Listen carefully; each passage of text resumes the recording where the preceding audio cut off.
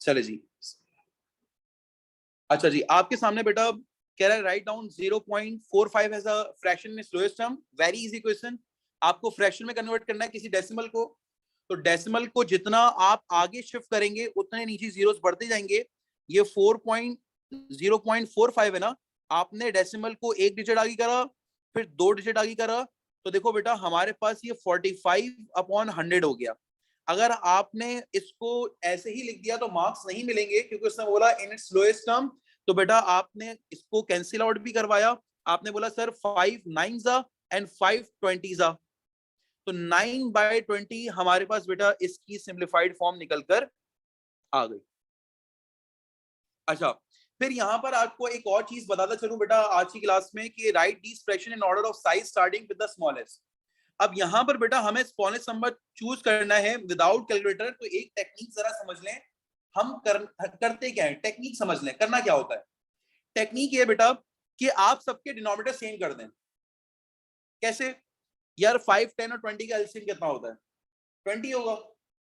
आपने अगर आप 4/5 को ना 20 कर दिया, आपने 5 4 द 20 करा तो 4 4 द 16 हो गया। ये 10 2 द 20 करा, 7 2 द 14 हो गया ये। और ये तो 20 था, ये देखो 10 2 द 20, 7 2 द 14, 5 2 4 द 20, 4 4 द 16 हो गया। ऑब्वियसली अगर आप नीचे डिनोमिनेटर को 20 बना रहे हो, अगर आप डिनोमिनेटर को 20 बना रहे हो तो बेटा आपके पास न्यूमरेटर भी उसी तरह मल्टीप्लाई होगा। अगर मैंने डिनोमिनेटर को 4 से मल्टीप्लाई कराया 20 बनाने के लिए, तो न्यूमरेटर को भी 4 से मल्टीप्लाई कराऊंगा। डिनोमिनेटर को 2 से मल्टीप्लाई कराया 20 बनाने के लिए, तो न्यूमरेटर को भी 2 से मल्टीप्लाई कराऊंगा। अब इससे फायदा क्या हुआ, देखो न्यूमरेटर में जितना छोटा, अब क्योंकि आपका डिनोमिनेटर कांस्टेंट है ना, न्यूमरेटर में जितना छोटा नंबर ओवरऑल वो नंबर भी सबसे छोटा होगा, और न्यूमरेटर में जितना बड़ा नंबर ओवरऑल वो नंबर भी सबसे बड़ा होगा। यानी अब आपको न्यूमरेटर देखकर डिसाइड करना है कि आपका नंबर कौन सा छोटा है कौन सा बड़ा है। न्यूमरेटर में जितनी बड़ी वैल्यू नंबर उतना बड़ा, न्यूमरेटर में जितनी छोटी वैल्यू नंबर उतना छोटा। अब देखो इसमें नंबर सबसे, न्यूमरेटर में सबसे छोटी वैल्यू किसकी है, 14 है हमारे पास। अब डिनोमिनेटर को चेक नहीं करना क्योंकि डिनोमिनेटर कांस्टेंट है।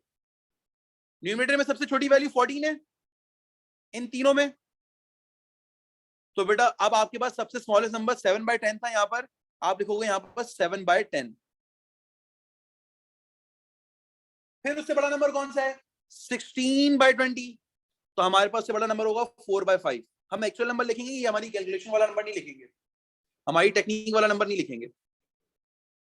फिर उसके बाद सबसे बड़ा नंबर 17/20, यानी डिनोमिनेटर सेम करने के बाद, डिनोमिनेटर सेम करने के बाद जो वैल्यूज होंगी बेटा, हम न्यूमरेटर की वैल्यूज पे अपना आंसर डिसाइड करेंगे कि हमारा जो न्यूमरेटर सबसे छोटा है तो सबसे बड़ा छोटा नंबर भी वही होगा, और न्यूमरेटर सबसे बड़ा होगा तो हमारा सबसे बड़ा नंबर भी वही होगा। क्वेश्चन नंबर 2 में देखो क्या कह रहा है आपसे, complete a description of this symmetry for each shape. कह रहा है इस शेप की लाइन ऑफ सिमेट्री कितनी है और रोटेशनल सिमेट्री कितनी है। अब मेरा सवाल आपसे है, ये पहले आप लोग डिसाइड करो, ऑब्जर्वेशन से डिसाइड करो कि भाई हमारे पास इस शेप की, पहली वाली शेप की कितनी लाइन ऑफ सिमेट्री है। ये मुझे चैट पे लिख के दो, कितनी लाइन ऑफ सिमेट्री है।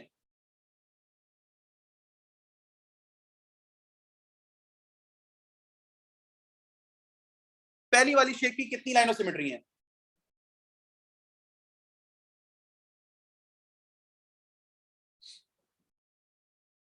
6 आंसर आया है, और कोई 2, और कोई, अगर 2 answers, how many line of symmetry does it have, कितनी लाइन ऑफ सिमेट्री है इसके।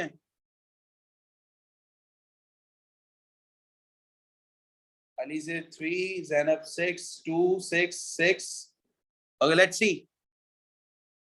देखो लाइन ऑफ सिमेट्री अक्सर बच्चे शायद इसको भी समझ रहे हैं, बेटा ये लाइन ऑफ सिमेट्री नहीं होगी, क्योंकि जब ये ओवरलैप करेगा तो ये शेडेड रीजन अनशेडेड के ऊपर ओवरलैप कर रहा है, तो ये लाइन ऑफ सिमेट्री नहीं हो सकता। हाँ, इसकी एक लाइन ऑफ सिमेट्री ये हो गई, ये पूरा शेडेड रीजन इसके ऊपर, ये शेडेड रीजन इसके ऊपर, अनशेडेड अनशेडेड के ऊपर, एक लाइन ऑफ सिमेट्री ये हो गई और एक लाइन ऑफ सिमेट्री ये हो गई. There are 3 line of symmetry here. 3 line of symmetries. 3 line of symmetries here. Okay. अच्छा. How many rotational symmetries are there? देखें. How many rotational symmetry are there? बिल्कुल आपके फैन की तरह है. अभी घर में जो फैन है ना उसकी तरह है. देखो ये वाली शेप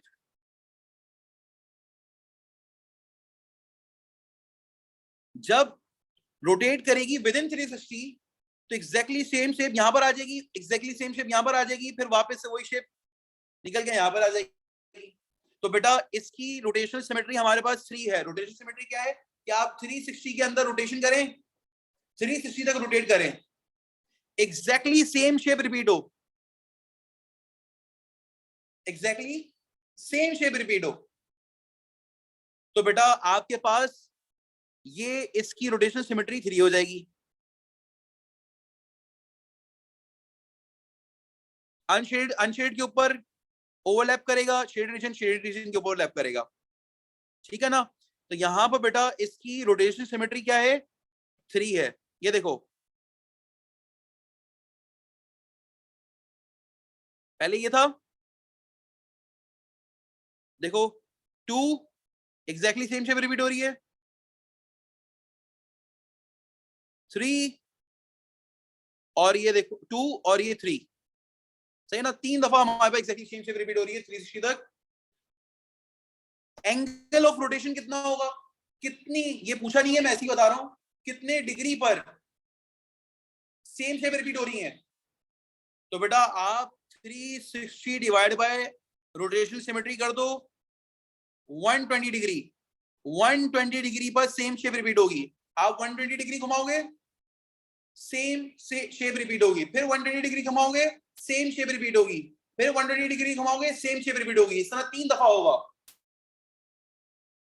यस अली अहमद बिल्कुल सही कहा आप लोगों ने. अच्छा अब इस शेप की बात करते हैं. इसकी लाइन ऑफ सिमेट्री कितनी है पहले बताओ. लाइन ऑफ सिमेट्री बतानी है, लाइन ऑफ सिमेट्री बतानी है. बताओ कितनी इसकी लाइन ऑफ सिमेट्री है. 0. जबरदस्त. इसकी लाइन ऑफ सिमेट्री 0 है. बेटा यूं कट करोगे तब भी हमारे पास बेटा एक इशू आएगा. वो इशू क्या आएगा, ये शेड रीजन यहां पर अनशेड के ऊपर ओवरलैप करेगा, ये शेड रीजन यहां पर अनशेड के ऊपर ओवरलैप करेगा. यहां पर मसला आ गया. अच्छा अगर कोई इसको राइट से स्लैंटेड बनाएगा तब भी ये इशू आएगा. सर ये वाला शेड रीजन इस अनशेड के ऊपर ओवरलैप करेगा, ये वाला शेड रीजन इस अनशेड के ऊपर ओवरलैप करेगा. ये तो मसला हो जाएगा हमारे पास. सेम गोज यहां पर तो पूरा ही ये इसके ऊपर ओवरलैप कर रहा होगा. तो ओवरलैपिंग इस तरह हो कि शेडेड रीजन के ऊपर ओवरलैप कर रहा हो. तो ये बेटा इधर ऐसा कोई भी लाइन ऑफ सिमेट्री लाइन नहीं बन रही कि एक रीजन दूसरे रीजन के ऊपर एग्जैक्टली ओवरलैप करे, यानी शेडेड रीजन के ऊपर और अनशेडेड के ऊपर एग्जैक्टली ओवरलैप करे. ऐसी कोई लाइन हमें मिल नहीं रही. तो बेटा इसकी लाइन ऑफ सिमेट्री 0 हो जाएगी. रोटेशन सिमेट्री कितनी होगी इसकी, एनीवन. इसकी रोटेशनल सिमेट्री कितनी होगी.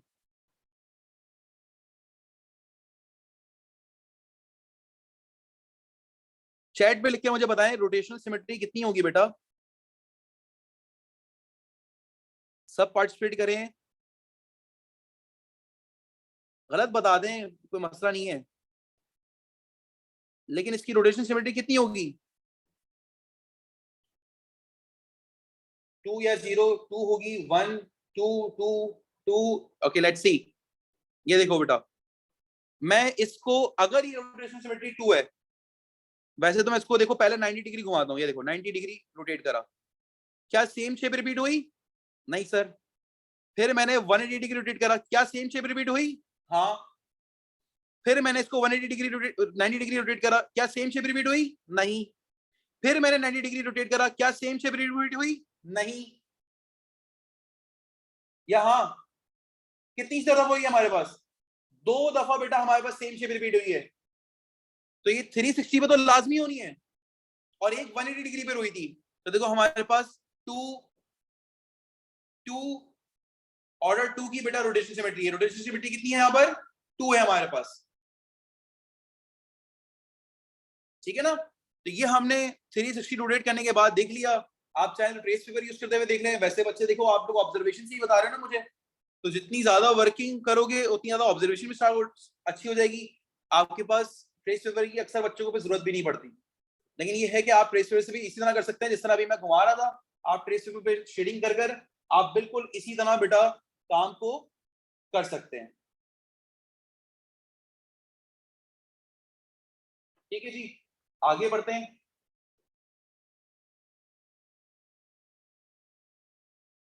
एक सेकंड।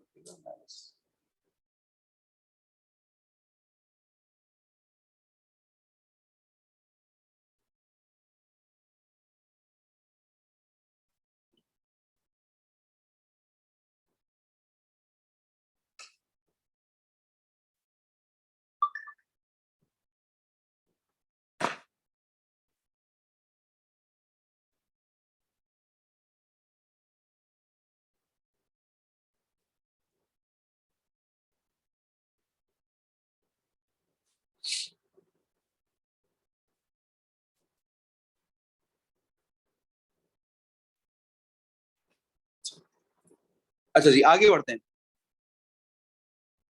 देखो बेटा, यहां पर आपसे बोल रहा है complete the pie chart to show the result. तो देखो बेटा, यहां पर अगर आपको एंगल्स पता चल जाए तो काम बड़ा आसान हो जाएगा ना। पाई चार्ट में एंगल्स नोट डाउन करने होते हैं और एंगल्स को ड्रॉ करना होता है। एप्पल का एंगल आप डिग्री डी रखकर नोट डाउन कर सकते हैं, डी रखकर नोट डाउन कर सकते हैं। अब देखो, मसला कुछ ये है कि आपके पास यहां पर अगर आप एप्पल का एंगल डी रख के नोट डाउन कर लें तब भी सही है, तब भी किसी को कोई मसला नहीं है, कोई एतराज नहीं है। लेकिन बेटा आपके पास जो एंगल निकालने का तरीका है, सेक्टर के एंगल को निकालने का तरीका है, पाई चार्ट में इस एंगल को निकालने का कैलकुलेशन वाइज तरीका है, वो क्या है? वो है value divide by total value.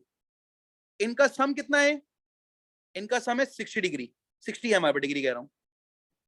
Value divide by total value multiply by 360। जिस तरह आप परसेंटेज निकालते हो तो परसेंटेज में मल्टीप्लाई बाय 100 करते हो, यहां पर मल्टीप्लाई बाय 360 करना है।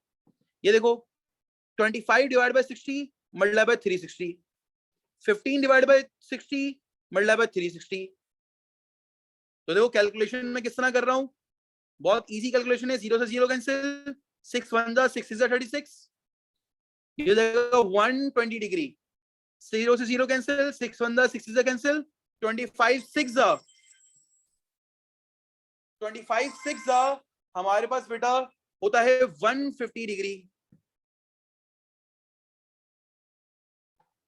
फिर 0 से 0 कैंसिल, 6 1 जा 6 जा 36, 15 मल्टीप्लाई बाय 6 90 डिग्री होता है।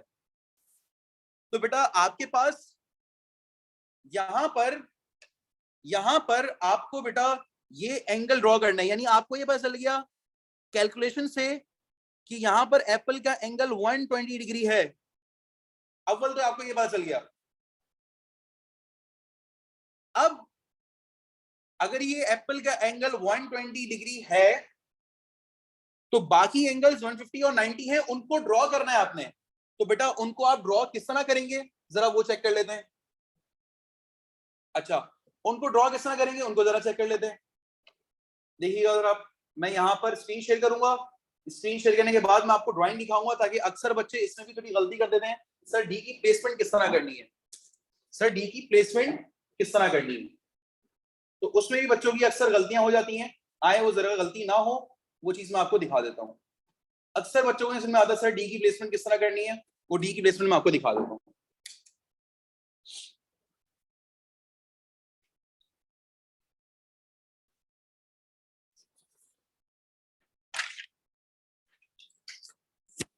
आपको मेरी स्क्रीन नजर आएगी इसमें बेटा।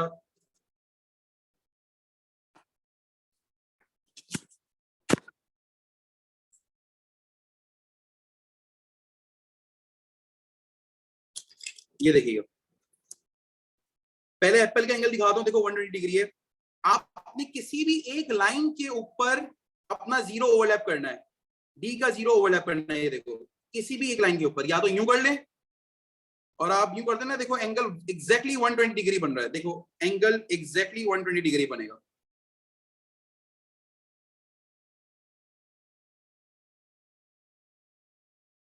तो कैलकुलेशन और डी से भी वेरीफाई हो रहा है, हमारे पास एंगल 120 डिग्री बन रहा है। ये वाला एंगल देखो, ये 120 डिग्री बना रहा है हमारे पास। ये देखो लाइन से 120 डिग्री बना रहा है। आप यूं करके भी एंगल नोट करते हैं ना, आपका कोई सा भी एक जीरो और लाइन ओवरलैप करना चाहिए। देखो ये देखो,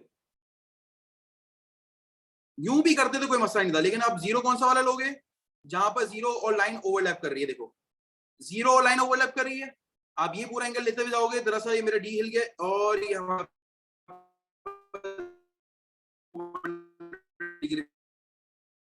ओवरलैप कर रहा है। तो आपके पास किसी भी लाइन और जीरो को ओवरलैप करना है, लाइन और जीरो को ओवरलैप करना है। अभी अंदर वाला जीरो ओवरलैप कर रहा है लाइन से, तो बेटा मैं यहां से एंगल नोट डाउन करूंगा और ये हमारे पास 120 डिग्री बन रहा है। अब देखो हमें बनाना है दूसरा एंगल। दूसरा एंगल हमारे पास एक 90 था और एक बेटा हमारे पास 150 था। एक 90 था और एक 150। ये देखो मैं 150 एंगल बना रहा हूं, चाहे इस लाइन से बना लो। देखो मैं इस लाइन से बना रहा हूं, ये यहां से 150 डिग्री बना रहा हूं। ये देखो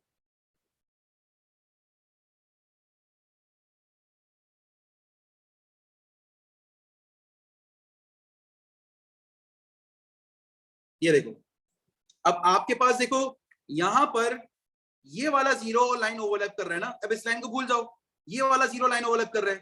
तो जिस जीरो से ओवरलैपिंग आ रही है 150 डिग्री, ये देखो ये पूरी यहां पर आकर 150 डिग्री पर ओवरलैपिंग हो रही है। ये देखो, अब बस आपने स्केल रखना है और बेटा यहां पर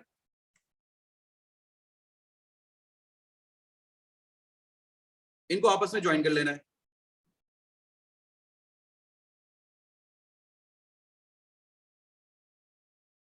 ये थोड़ा टेढ़ा बन जाएगा क्योंकि एक सेकंड हो गया, मैं आपको दिखाता हूँ।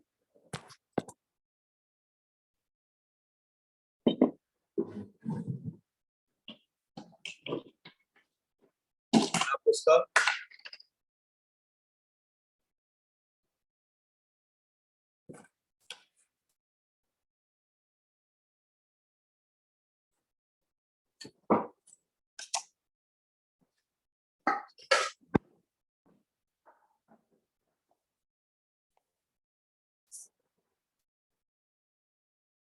ये देखिए, अब ये पूरा एंगल बेटा 120 डिग्री है। आखिरी वाला बनाने की जरूरत नहीं है, आखिरी वाला ऑटोमेटिकली 90 था, ये खुद ब खुद 90 डिग्री आ जाएगा। आपको बनाने की जरूरत नहीं है। आपने यहाँ पर लेबलिंग जरूर करनी है। आपने लिखना है ये बनाना है और आपने यहाँ पर लिखना है भाई ये ऑरेंज का है।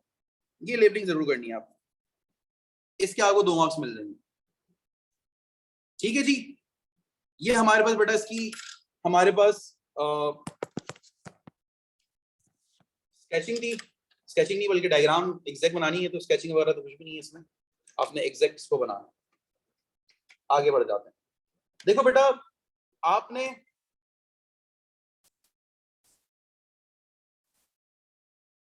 बनाना एंगल 150 डिग्री है। मैंने 150 बनाया ना, अच्छा मैंने लिख तो 150 था, सॉरी मैंने गलत लिख दिया होगा। इट वाज 150 बनाया मैंने 150 है और लिख मैंने 120 दिया। इट वाज 150 डिग्री, ठीक है ना। और ये 90 डिग्री हो जाएगा। मैं यहाँ पर भी लिख देता हूँ, ये ऑरेंज हो गया और ये बनाना हो गया। ठीक है जी, अब क्लियर है? जी हाँ, आप इन्वेस्टर से मांग लें फेस पेपर।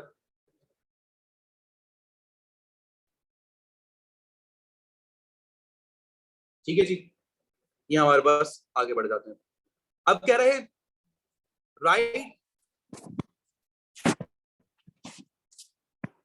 कह रहा right 6478541 correct to nearest million. देखो मिलियन वाली पोजीशन कौन सी होती है? मिलियन में होते हैं 6 जीरोस। तो ये देखो 1 2 3 4 5 6, उसके बाद ये वाली पोजीशन मिलियन की है जहां पर 4 लिखा हुआ है। अब 4 के बाद जहां पर 4 लिखा हुआ है ना बेटा, ये आपके पास मिलियन की पोजीशन है, ये आपके पास क्या है, मिलियन की पोजीशन है। अब 4 के बाद आप चेक करें क्या नंबर ग्रेटर देन 5 लिखा हुआ है या 5 लिखा हुआ है, तो हम 4 में 1 ऐड कर लेंगे, और नहीं लिखा हुआ तो 4 में कुछ भी ऐड नहीं करेंगे। अब 4 के बाद 7 लिखा हुआ है, तो बेटा it is going to be, I am going to add 1 in the 4, it becomes 5। और मैंने आपको बताया ना इन सब की जगह पर 0 आ जाएगा, यानी इसका फाइनल आंसर बेटा हमारे पास 6, 5 एंड 6 zeros आंसर आ जाएगा। इसे कहते हैं rounding off correct to the nearest million. तो 4 हमारी मिलियन वाली पोजीशन थी, 4 के बाद नंबर ग्रेटर देन 5 था, मैंने 4 में 1 ऐड करा, बाकी सबकी जगह मैंने 0 लिख दिया।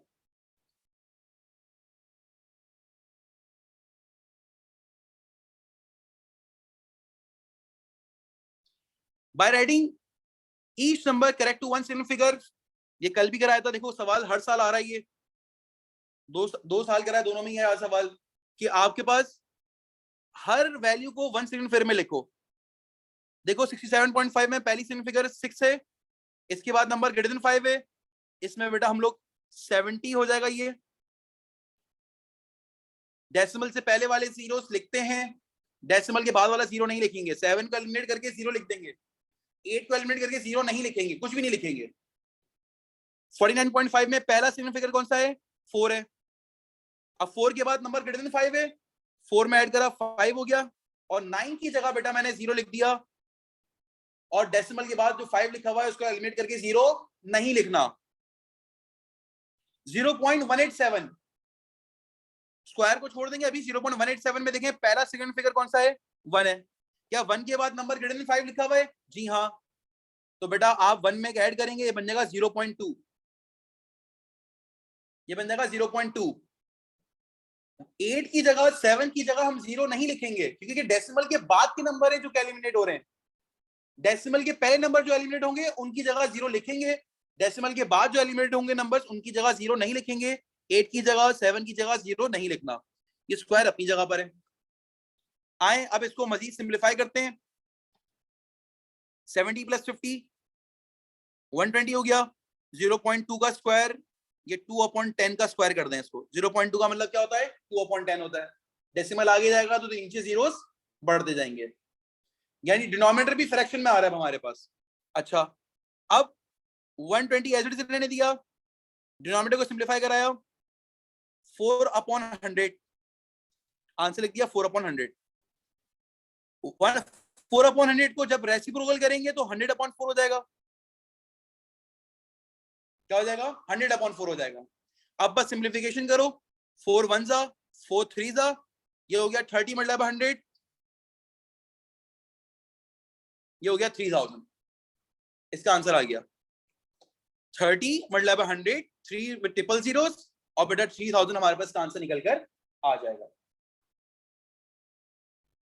फिर क्वेश्चन नंबर 5 में बेटा आपसे कह रहा है Umar and Jameel share 540 orders in the ratio 720, work out Umar share.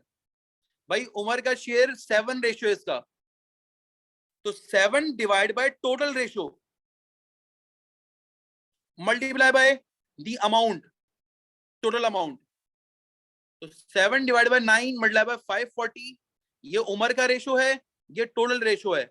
Umar का ratio divide by total ratio multiply bye 540, ये बेटा आपके पास आंसर निकाल के दे देगा 9 1 जा 9 6 जा और 7 6 जा 42, 420 बेटा हमारे पास $420 हमारे पास उमर का शेयर निकल कर आ जाएगा।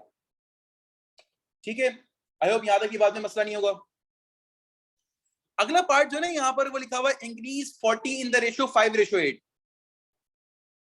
ये सवाल बहुत अनयूजुअल सवाल आपको दिखाई देगा, करें इंक्रीज 40 इन द रेशियो 5:8।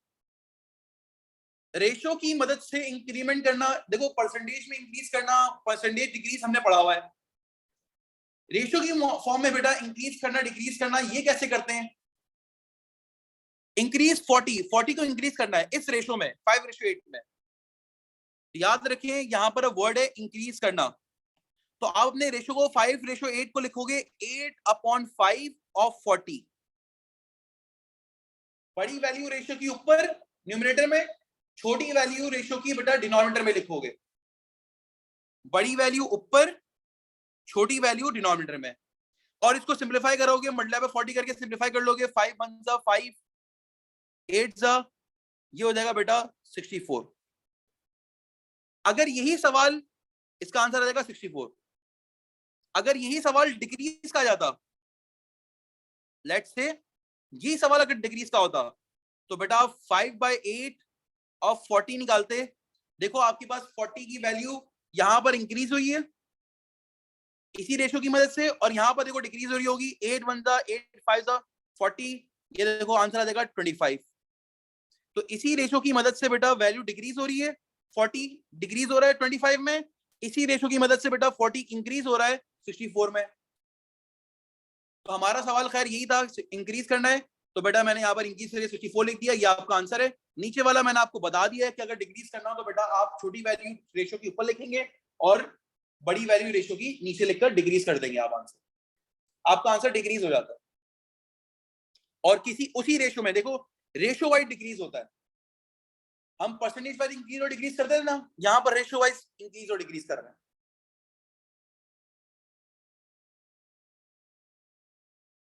अच्छा, now this is the net diagram.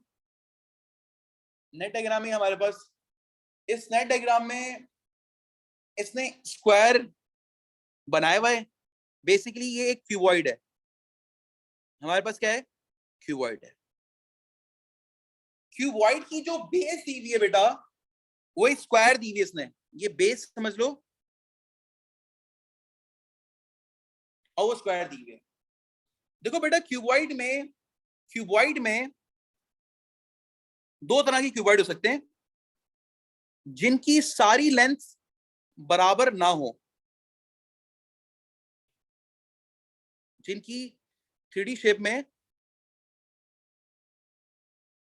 ये सारी लेंथ बराबर ना हो। देखो इसकी लेंथ ब्रेथ हाइट सब अनइक्वल है, लेंथ ब्रेथ हाइट इसकी सब अनइक्वल है। इसकी बेटा ये देखो, ये लेंथ, ये भी, ये ब्रेथ, ये और हाइट, ये सब अनइक्वल है। लेकिन ऐसा भी बेटा हमारे पास क्यूबॉइड हो सकता है जिसकी हमारे पास, ऐसा भी हमारे पास क्यूबॉइड हो सकता है जिसके अंदर लेंथ ब्रेथ बराबर हो और हाइट डिफरेंट हो, ऐसा भी, उसे भी क्यूबॉइड कह सकते हैं। कोई एक साइड भी हमारे पास बेटा बराबर ना हो, कोई एक साइड भी बेटा हमारे पास बराबर ना हो, तो हम कहेंगे भाई हमारे पास वो 3D शेप क्या है, क्यूबॉइड है। सही है ना, ये भी हमारे पास क्यूबॉइड है। ये देखो, ये हमारे पास बेटा इसकी लेंथ ब्रेथ ये बराबर है और ये हाइट बराबर नहीं है। लेट्स से इसको मैं थोड़ा सा ऊपर कर लेता हूँ, लेट्स से इसकी हाइट बराबर नहीं है। एक मिनट मैं वापस से बना देता हूँ, बिल्कुल बराबर लग रही है वो।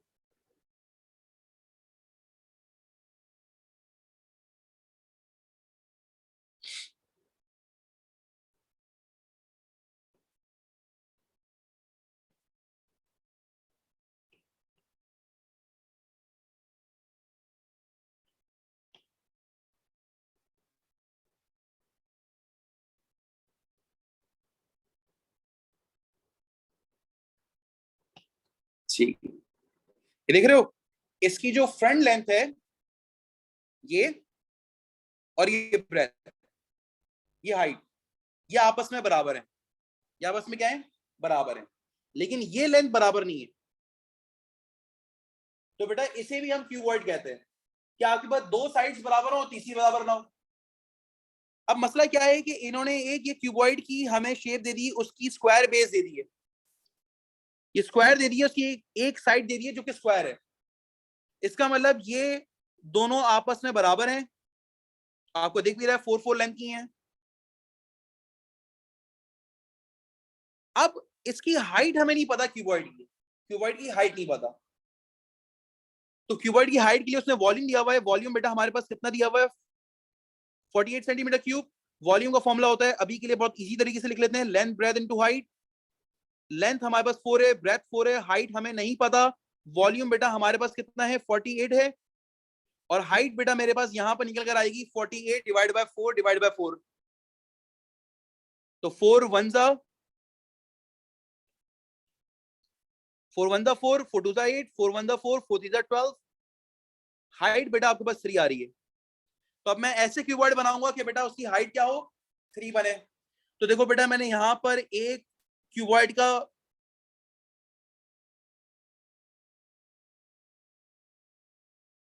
यहां पर मैंने लेफ्ट राइट टॉप बॉटम की शेप बनाई, फ्रंट बैक की शेप बनाई। और देखो अगर ये जो मैंने रेड से शेप बनाई है, अगर बेटा मैं इसको 3D शेप में इसको बंद करूंगा, यूं खड़ा करके बंद कर दूंगा, तो बेटा हमारे पास एक ऐसा क्यूबॉइड आ जाएगा जिसकी हाइट बेटा हमारे पास क्या होगी 3 होगी। इसकी हाइट हमारे पास क्या होगी 3 होगी। ये हाइट है इसकी, ये इसकी हाइट है, और ये हमारे पास कितनी है 3 है। अगर मैं इस क्यूबॉइड को बंद करूंगा तो, लेकिन इसका टॉप भी हमें चाहिए, और टॉप उतना ही होगा जितनी हमारी बेस होगी। अब हमारे पास दो ही जगह है जहां पर हम टॉप बना सकते हैं, एक यहां पर और एक यहां पर। तो बेटा आप चाहें तो यहां पर बना लें, कोई मसला वाली बात नहीं है, कोई नहीं टोकेगा आपको। ये इसकी टॉप हो गई, ये राइट, ये लेफ्ट, ये फ्रंट और ये बैक। ये लेबलिंग करना जरूरी नहीं है, मैं सिर्फ आपकी अंडरस्टैंडिंग के लिए कर रहा हूं, ठीक है ना। तो यहां पर बेटा इसकी हाइट पता चल गई, ये इसकी लेंथ थी 4, ये इसकी ब्रेथ थी 4। ये बस इसकी नेट डायग्राम आ गई। आप यहां पर भी बना लेते, कोई इशू वाली बात नहीं थी, यहां पर भी बेटा हमारे पास टॉप बन जाता, इसमें कोई इशू वाली बात नहीं है। सही है। कल की क्लास की तरह एक और सवाल इस तरह का देखें, क्वेश्चन नंबर 7। देखो बेटा ये सब प्रोबेबिलिटीज लिखी हुई है किसकी, अ bag contain coloured counters, a counter is taken from the bag at random, the table shows the probabilities of taking counter of each colour. Red counter आने की प्रोबेबिलिटी 0.15, ग्रीन की 0.3, येलो की 0.4, ब्लू की नहीं पता, उसी की निकालनी है। तो सम ऑफ प्रोबेबिलिटी बेटा हमारे पास कितना होता है 1 होता है। सम ऑफ प्रोबेबिलिटी बेटा हमारे पास कितना होता है 1 होता है। 0.15 प्लस 0.3 प्लस x प्लस 0.42, इनका सम बेटा हमारे पास कितना होता है 1 होता है। तो 0.5 प्लस 0.3 कितना हो जाएगा 0.45, 0.45 प्लस 0.42, 0.45 प्लस 0.42, 0.55, 0.65, 0.75, 0.85, फिर 2 ऐड कर लें 0.87। तो बेटा ये जगह x plus 0.87 is equal to 1, 1 minus 0.87, 1 minus 0.87 is 0.13। x की वैल्यू बेटा हमारे पास आ गई, टेबल में आपने लिखना है 0.13, यहां पर लिखना है आपने 0.13, ठीक है। ये हमारे पास क्या आंसर आ गया। अब आते हैं आगे, वर्कआउट 3 होल 2/5 माइनस 1 होल 3/4। तो देखो पहले 3 होल 2/5 को इम्प्रॉपर फ्रैक्शन में लिखना सीखो, यानी होल नंबर की फॉर्म पहले मिक्स फ्रैक्शन से इम्प्रॉपर फ्रैक्शन में लिखो। किस तरह लिखते हैं, को मल्टीप्लाई बाय 3 करा 15, 15 में फिर 2 ऐड कर लिया। मैं रिपीट कर रहा हूं, ये वैल्यूज आपस में मल्टीप्लाई होती हैं, 5 3 15, और जो आंसर आएगा बेटा उसमें 2 ऐड कर लेंगे हम लोग। 15 प्लस 2 17/5, 4 1 4 प्लस 3 7/4। अब बस आप इनको ऐड अप कर लें। ऐड अप करने के लिए बेटा डिनोमिनेटर सेम होना चाहिए। सर डिनोमिनेटर सेम बनाने के लिए 5 और 4 का एलसीएम लिया 20 आ गया। 5 को किससे मिला कराएं 20 आएगा, 4 से। 17 को भी 4 से मिला कराएं, 4 को किससे मिला कराएं 20 आएगा, 5 से। 7 को भी 5 से मिला कराएं, तो ये तो जाएगा 35। अब 17 इंटू 4, 17 इंटू 2 34, 34 34 68 हो जाएगा, सही है। 68 माइनस 35, 33/20 आंसर जाएगा बेटा 33/20, इसका आंसर निकल कर आ जाएगा। लेकिन बेटा मैं 33/20 को एज आंसर लिखना मुनासिब नहीं समझ रहा, मैं इसको भी मिक्स फ्रैक्शन में आंसर दूंगा क्योंकि सवाल भी मिक्स फ्रैक्शन में था।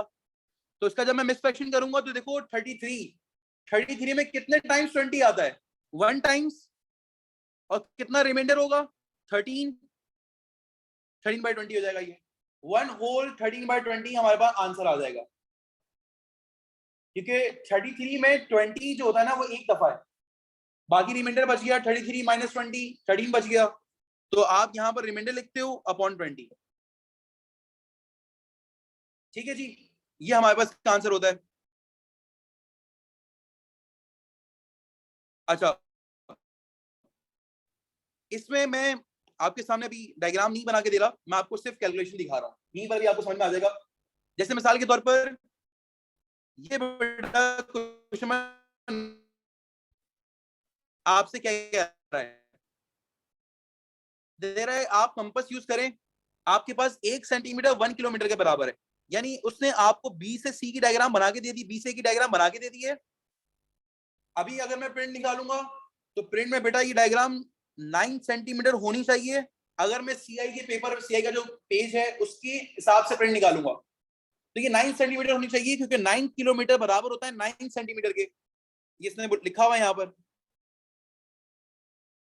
1 किलोमीटर 1 सेंटीमीटर के बराबर है। तो अगर यहाँ पर 9 किलोमीटर लिखा हुआ है तो बेटा मैं यहाँ पर 9 सेंटीमीटर की ये लाइन होनी चाहिए, और होगी अगर वो बना के दे रहे हैं तो। आपने बेटा ए से सी तक 5 किलोमीटर की लाइन बनानी है।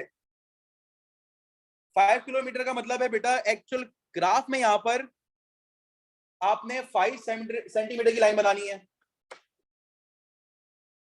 तो ये 5 सेंटीमीटर की लाइन आप कैसे बनाएंगे, तो बेटा यहां पर आप कंपास को रखेंगे, आपके पास ये ट्राइंगल ड्रॉ करने के लिए आया है, आप कंपास को रखें अपने पास। चलिए आपको दिखा भी देता हूं किस ड्रॉ होता है ये, क्योंकि इसमें अक्सर इजी क्वेश्चंस होते हैं, मार्क्स गेनिंग टॉपिक होते हैं, लेकिन बच्चा फिर भी कहीं ना कहीं गलती कर देता है। तो मैं आपको एक क्वेश्चन दिखा देता हूं। मैं कंपास की नीडल यहां रखूंगा ए पर, और 5 सेंटीमीटर की बेटा आर्क ड्रॉ करूंगा यहां पर कहीं, फिर कंपास की नीडल रखूंगा यहां पर बी पर, और यहां पर 8 सेंटीमीटर की, क्योंकि यहां पर लिखा हुआ है 8 किलोमीटर, तो 8 सेंटीमीटर की बेटा यहां पर आर्क रखूंगा, इनको आपस में ज्वाइन कर लूंगा। ये मेरे पास बेटा 5 सेंटीमीटर, और ये मेरे पास 8 किलोमीटर की 8 सेंटीमीटर की लाइन आ जाएगी। ठीक है ना, इस तरह की हमारे पास वर्किंग होगी। आपने सिर्फ कंपास की नीडल यहां पर रखनी है। मैं फिर भी दिखा देता हूं आपको एक्चुअल ग्राफ में।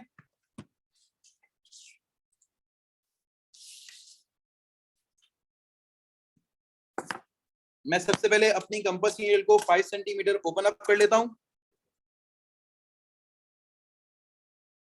बहुत केयरफुली।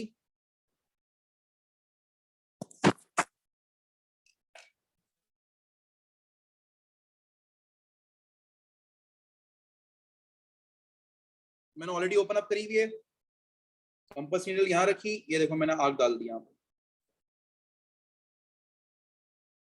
अब मैं 8 सेंटीमीटर की आंख लूंगा,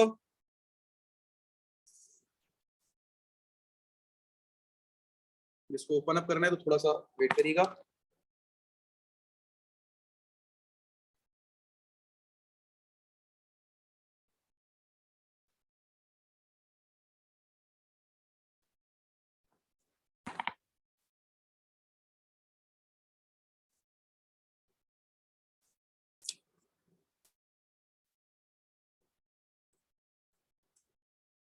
ये देखो, ये 8 सेंटीमीटर की, देखो बेटा मैं आर्क ड्रॉ कर रहा हूँ, कंपास नीडल देखो कहाँ रख रहा हूँ, बी पर। ठीक है ना, कंपास नीडल मैंने बी पर रखी हुई है। ये कंपास नीडल बी पर रखने के बाद मैंने देखो यहाँ पर आर्क ड्रॉ करी, कंपास नीडल बी पर रखने के बाद ये मैंने आर्क ड्रॉ करी। जहां पर ये इंटरसेक्ट कर रहे हैं, बस ये दो लाइनें आपस में हमें ज्वाइन करनी है। ये मैं आपको ज्वाइन करके भी दिखाता हूँ।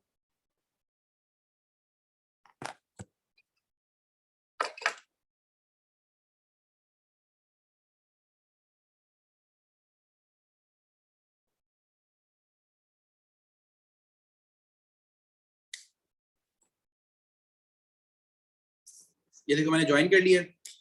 उसके बाद देखो आपसे सवाल कर रहा है measure the bearing of C from B. अब देखो ये पॉइंट सी है ना, इसका बेरिंग नोट करना है।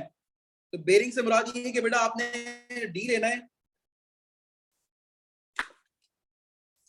आपने बेटा ये डी लेना है। डी को इस तरह लेना है कि बेटा आपके पास क्लॉकवाइज आपने चलना है। देखो तो आपका जीरो और आपका नॉर्थ आपस में ओवरलैप करा,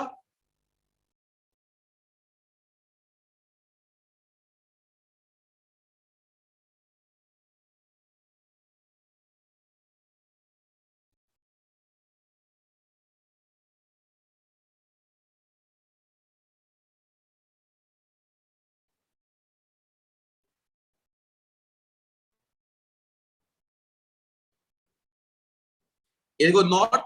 अब देखो मैं क्लॉकवाइज आ रहा हूं यहां से, ये देखो मैं क्लॉकवाइज आ रहा हूं, क्लॉकवाइज आ रहा हूं और मैंने यहां पर एंगल नोट करा, ये आ रहा है बेटा मेरे पास 123। क्लॉकवाइज जीरो से आ रहा हूं, ये देखो आते आते ये पूरा बड़ा वाला एंगल, बाहर वाले जो एंगल चल रहे हैं, ये एंगल 123 आ रहा है। ठीक है, ये आपका बेरिंग हो जाएगा 123। आपने क्लॉकवाइज आने, इसलिए बेटा मैंने डी को इस तरह लिखा। आप डी को यूं भी रख सकते थे, आप बोलो सर मैं डी को यूं भी रख सकता हूं, देखिए लाइन और नॉर्थ आपस में मिल रहा है, आपस में ओवरलैप कर रहा है।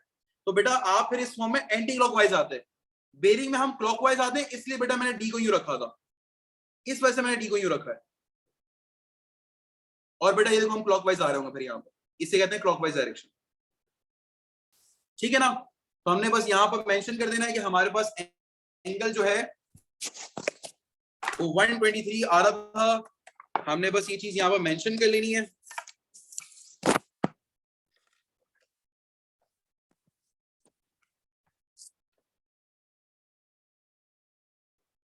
ये 123 आपका बेरिंग आ गया है। ठीक है जी, आगे करते हैं, जल्दी से आगे बढ़ते हैं। Write down 270 as the product of its prime factors. मैंने 270 की बेटा प्राइम फैक्टराइजेशन करी।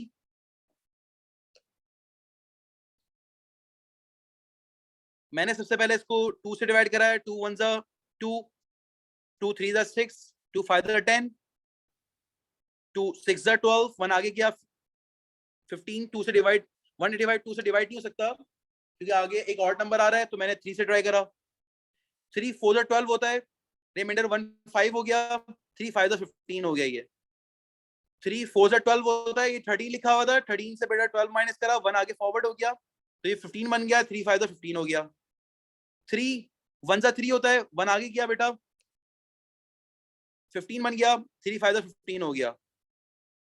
फिर ये देखो 3 5 जा 15 और फिर ये 5 1 जा 5, यानी अगर मैं 270 को product of its prime factors लिखूं तो 2 into 3 into 3 into 3 into 5, और फिर बेटा इसको इंडेक्स नोटेशन फॉर्म में लिखूंगा 3 2 into 3 क्यूब into 5, ये हमारा आंसर निकल कर आ जाएगा। कह रहा है हाईएस्ट कॉमन फैक्टर निकालें 270 और 225 का। तो एचसीएफ निकालने के लिए बेटा दोनों की प्राइम फैक्टराइजेशन होना जरूरी है। 270 की मैंने करी हुई है, 225 की मैं यहां पर कर लेता हूं। प्राइम फैक्टराइजेशन करनी है, यहां पर साइड पे बेटा 225 की प्राइम फैक्टराइजेशन कर लेता हूं। देखो ये हो जाएगा, मैं 2 से डिवाइड नहीं कर सकता क्योंकि एंड में एक और नंबर है। मैंने 3 से डिवाइड कराया, 3 7 21, 1 आगे शिफ्ट हो गया, 3 5 15। फिर मैंने 3 से डिवाइड कराया, 3 2 6, 3 5 25, 3 5 15।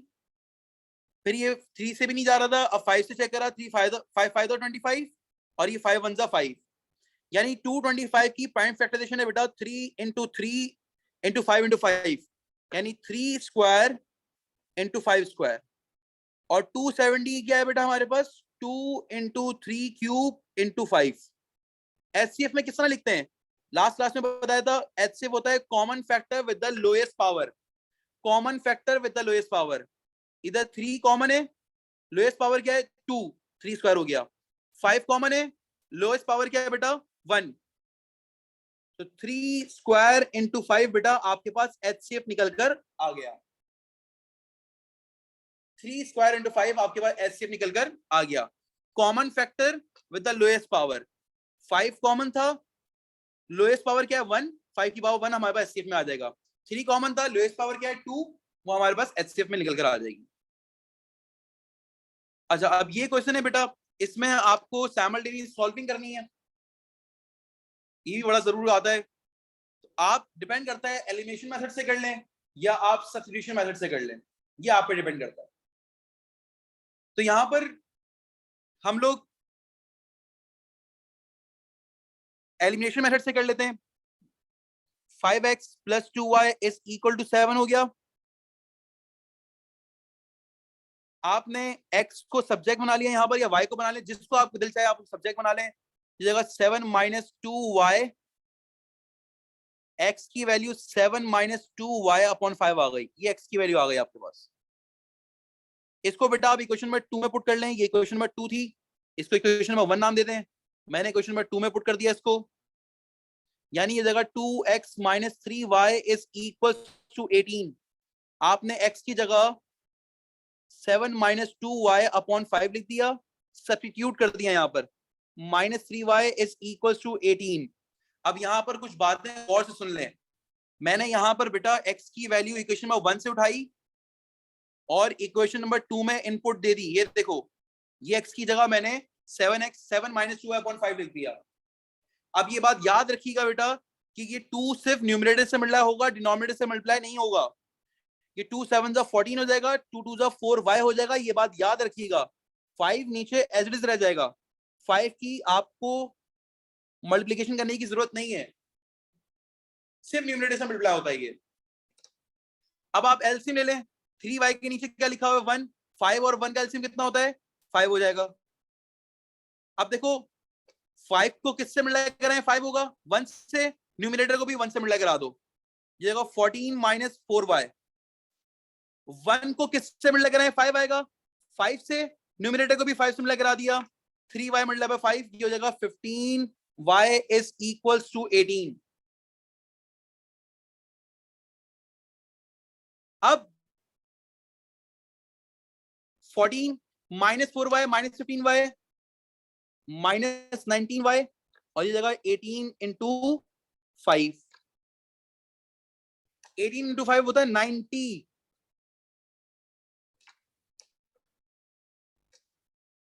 अब आप 14 - 90 = 19y कर लें, और 14 - 90 बेटा हमारे पास कितना हो जाएगा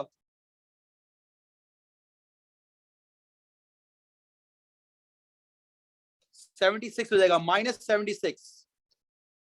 ठीक है जी। अब यहां पर 76 को डिवाइड बाय 19 कर लें। अगर आप 76 को डिवाइड बाय 19 करेंगे तो बेटा आपके पास y की वैल्यू -4 आ जाएगी। ये y की वैल्यू -4 बेटा आप इस इक्वेशन में पुट कर लें।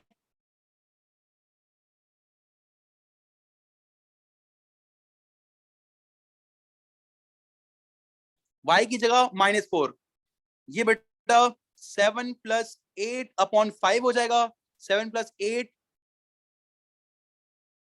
15 हो गया, /5, x की वैल्यू 3 आ गई, x की वैल्यू 3 पर y की वैल्यू -4 है। ये आपके पास आंसर आ गया। आप एलिमिनेशन मेथड से कर लो तब भी ठीक है, सब्स्टिट्यूशन मेथड से कर लो तब भी ठीक है। ये मैंने सब्स्टिट्यूशन मेथड से करा है, आप इसी चीज को एलिमिनेशन मेथड से भी कर सकते हो। कैसे, आप किसी एक का कोफिशिएंट सेम बना लो, किसी एक वेरिएबल को पकड़ लो, किसी एक वेरिएबल को पकड़ के उसका कोफिशिएंट सेम बना लो, ये ज्यादा जल्दी काम हो जाएगा। मिसाल के तौर पर आपने y को कंसीडर कर लिया, आपने बोला ऊपर y का कोफिशिएंट 2 है, नीचे 3 है, साइन को भी छोड़ दो। आपने ऊपर वाली इक्वेशन को 3 से मल्टीप्लाई कराना है, नीचे वाली इक्वेशन को 2 से मल्टीप्लाई कराना है। यहाँ पर 2 लिखा हुआ है ना, नीचे वाली इक्वेशन को 2 से मल्टीप्लाई करा दें, यहाँ पर 3 लिखा हुआ है, ऊपर वाली इक्वेशन को 3 से मल्टीप्लाई करा दें, पूरी इक्वेशन को। तो आपके पास नई इक्वेशन आ जाएगी 3 5 15, 3 2 6, 3 7 21। नीचे न्यू इक्वेशन आ जाएगी 2 2 4x, 2 3 6y, 2 18 36, 18 + 18 36 हो जाएगा। अब देखो कैंसिल आउट करो, +6y -6y, इनको अब आप ऐड कर लो। देखो y के कोफिशिएंट, y का साइन पॉजिटिव है और यहाँ पर y का साइन नेगेटिव है। अगर डिफरेंट साइन हो अपोजिट साइन हो तो ऐड करते हैं, और सेम साइन हो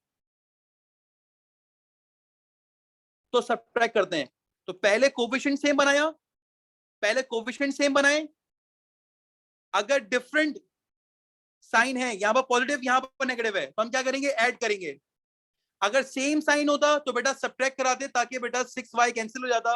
ये देखो ऐड कराने पर ये दोनों plus 6y minus 6y cancel हो गया, ये हो गया हमारे पास 19x, और 21 प्लस 36 कितना हो जाएगा बेटा हमारे पास, 6 प्लस 1 7, 57 हो गया। x की वैल्यू बेटा 3 आ गई यहाँ पर, 19 1 सा 19 3 सा 57। ये x की वैल्यू 3 ऊपर दी हुई इन दो इक्वेशन में किसी में भी पुट कर दो, किसी में भी पुट कर दो। ये देखो 2x minus 3y is equal to 18, x की जगह बेटा मैंने 3 पुट करा, 6 minus 3y is equal to 18,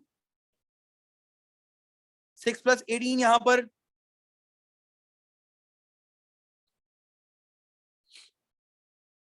24 is equal to 3y, 24 divide by 3 बेटा हमारे पास हो जाएगा, कुछ तो गड़बड़ हो गई, हाँ सॉरी, 16 माइनस 6 माइनस 18 हो जाएगा, ये जगह -12, और बेटा ये हमारे पास y की वैल्यू कितनी आ जाएगी, -4 आ जाएगी। तो यहां से भी बेटा x की वैल्यू 3 पर y की वैल्यू, x की वैल्यू 3 पर y की वैल्यू क्या आ रही है, -4 आ रही है। ठीक है जी, मैंने दोनों मेथड से करवा लिया, जिसको जो सुटेबल लगे उससे हमारे पास काम वो कर सकता है। अगले क्वेश्चन पर आते हैं। Lara goes for a cycle ride. The distance time graph shows her journey. Calculate Lara's average speed in kilometer per hour for the whole journey. Average speed होती है बेटा total distance over total time.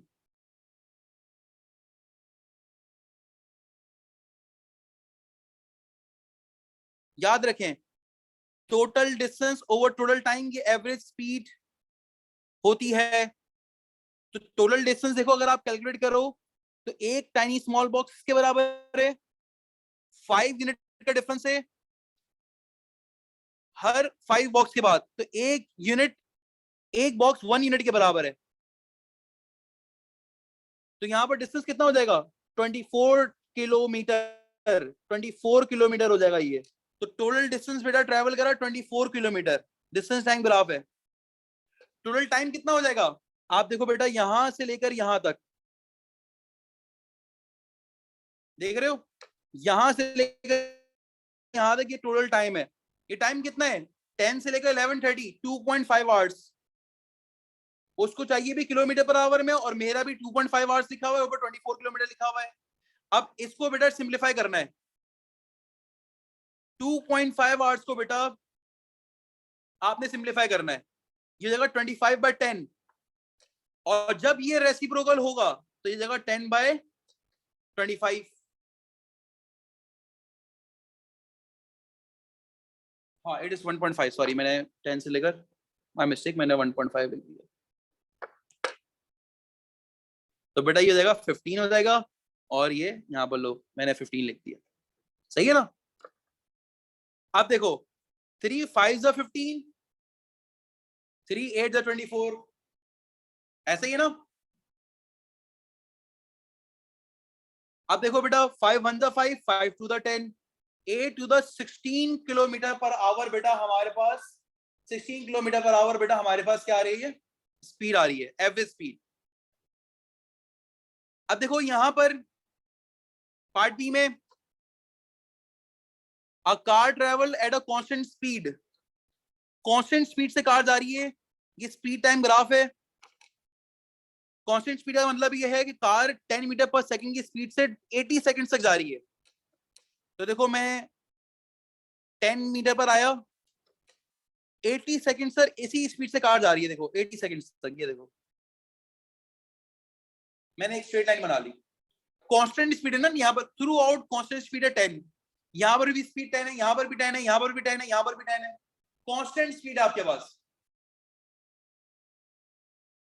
अच्छा उसके बाद car डीसेलरेट कर रही है, car की स्पीड कम हो रही है, यानी अब जो भी लाइन बनेगी वो नीचे की तरफ जा रही होगी, कार की स्पीड कम हो रही है। और किस रेट से हो रही है, 0.5 मीटर स्क्वायर मीटर पर सेकंड स्क्वायर। बेटा ये 0.5 मीटर पर सेकंड स्क्वायर ये एक्सेलरेशन है हमारे पास। ये क्या है हमारे पास? एक्सेलरेशन है।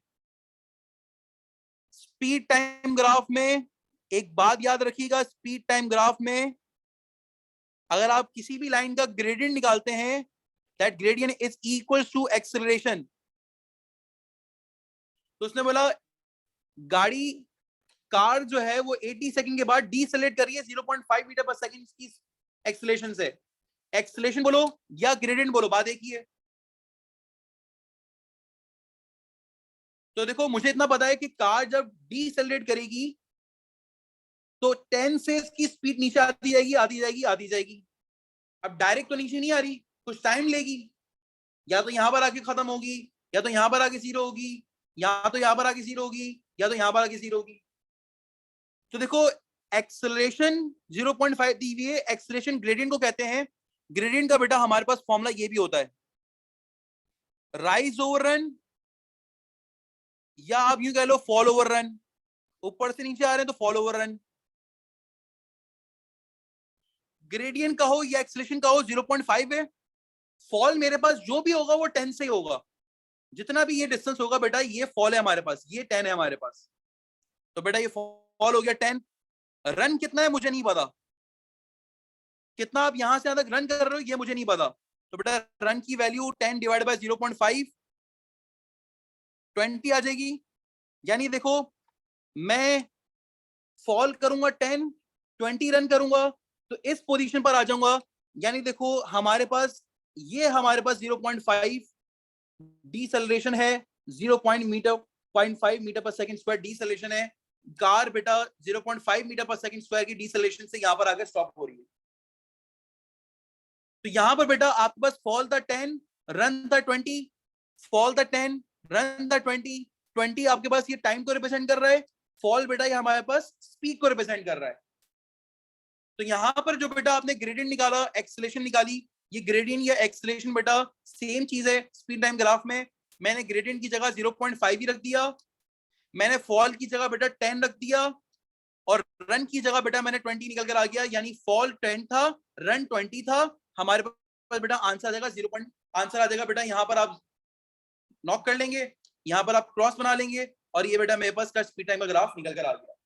यानी ग्राफ में हमारे पास 10 मीटर पर सेकंड स्क्वायर की 10 मीटर पर सेकंड की स्पीड से कांस्टेंट स्पीड से 80 सेकंड तक गया, उसके बाद बेटा डीसेलरेट करने लग गया।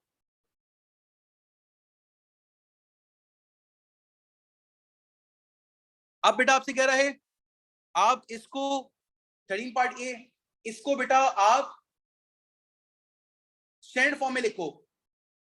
तो स्टैंडर्ड फॉर्म में क्या होता है कि decimal first non zero digit के आगे आना चाहिए, यानी 5 के आगे आपका डेसिमल आना चाहिए। तो आपका डेसिमल कितना मूव करेगा आगे? लिखा हुआ है 0.000053। अब आपका डेसिमल कितना आगे मूव कर रहा है? 1 2 3 4 5 5.3 हो जाएगा। जितना डेसिमल आगे शिफ्ट होगा बेटा उतनी पावर नेगेटिव में आएगी। डेसिमल आगे शिफ्ट होता है, पावर उतनी नेगेटिव में आती है। डेसिमल आगे कितना शिफ्ट हुआ है? 5 स्टेप्स, 1 2 3 4 5, तो ये जगह 10⁻⁻5 हो जाएगी। ये इसका आंसर हो जाएगा। अगर डेसिमल पीछे जा रहा होता है तो पावर पॉजिटिव में आती है, डेसिमल आगे जा रहा है, फॉरवर्ड हो रहा है, तो बेटा पावर नेगेटिव में आती है। अब बहुत इजी सवाल, दो स्टैंडर्ड फॉर्म की इक्वेशंस को बेटा आपस में मल्टीप्लाई कराना है। इसमें बच्चे गलतियां कर देते हैं। देखो बेटा आपके पास 10 की पावर 14, 10 की पावर 6, इनको आपस में मल्टीप्लाई करा दो, सेम फैमिलीज हैं, पावर बेसिस सेम है, पावर ऐड हो जाएंगी। 10 की पावर 14 मल्टीप्लाई बाय 10 की पावर 6, और 1.5 को बेटा आप 8 से मल्टीप्लाई करा दो। ये ऐसा नहीं होता कि 1.5 सबसे मिल रहा होगा 8 सबसे मिल रहा होगा, ऐसा कुछ भी नहीं होता। आप किसी एक नंबर से मल्टीप्लाई कराते हो, 1.5 को 8 से मल्टीप्लाई कराया, इट बिकम्स 12, तो जाएगा 12 10⁻20। और इसमें बेटा आप स्टैंडर्ड फॉर्म में आंसर देंगे, give your answer in standard form. तो आपका डेसिमल अभी 12 में यहां पर है। देखो डेसिमल को पीछे शिफ्ट करेंगे, पावर पॉजिटिव में एडिशन होगी, ये हो जाएगा 21, 20 + 1 21, मैंने अभी बताया डेसिमल जितना पीछे जाएगा पावर उतनी ऐड होती जाएंगी। तो 10 की पावर 20 था, उसमें 1 ऐड करेंगे तो 21 बन जाएगा वो। अच्छा जी, अब आते हैं अगले क्वेश्चन पर। कह रहा है the length of the path is measured 62 metre. कह रहे पाथ की लेंथ है 62 metre, correct to the nearest metre, write down the upper bound of the length of the path. तो देखो कभी भी अपर बाउंड लोअर बाउंड निकालना हो तो यहां पर बेटा ये बहुत मैटर करता है, correct to the nearest metre, ये वर्डिंग बहुत मैटर करती है। इससे पता चलता है कि आपको कितना ऐड और सब्ट्रैक्ट करवाना है। Correct to the nearest metre का मतलब है 1 मीटर। 1 मीटर का आपको एरर रिक्वायर्ड है। 1 मीटर की आप एरर कर सकते हो। तो आपने 1 को डिवाइड बाय 2 करा, ये हो गया 0.5। 62.5 में 60 में बेटा 0.62 में आप 0.5 ऐड कराते हो, 0.5 सब्ट्रैक्ट कराते हो। ऐड कराओगे तो अपर बाउंड, सब्ट्रैक्ट कराओगे तो बेटा लोअर बाउंड। आपने सिर्फ अपर बाउंड का आंसर देना था, मैंने लोअर बाउंड एक्स्ट्रा बता दिया, जो हो जाएगा 62.5, आपके पास अपर बाउंड आ जाएगा। लेकिन इसी तरह नीचे वाले क्वेश्चन में देखो लिखा हुआ है a bag of mass, a mass of a bag peanuts is 80 gram, correct to the nearest 10 grams. तो यहां पर बेटा आप 10 को डिवाइड बाय 2 करोगे, ये हो जाएगा 5 ग्राम्स। अब लोअर बाउंड निकालना है।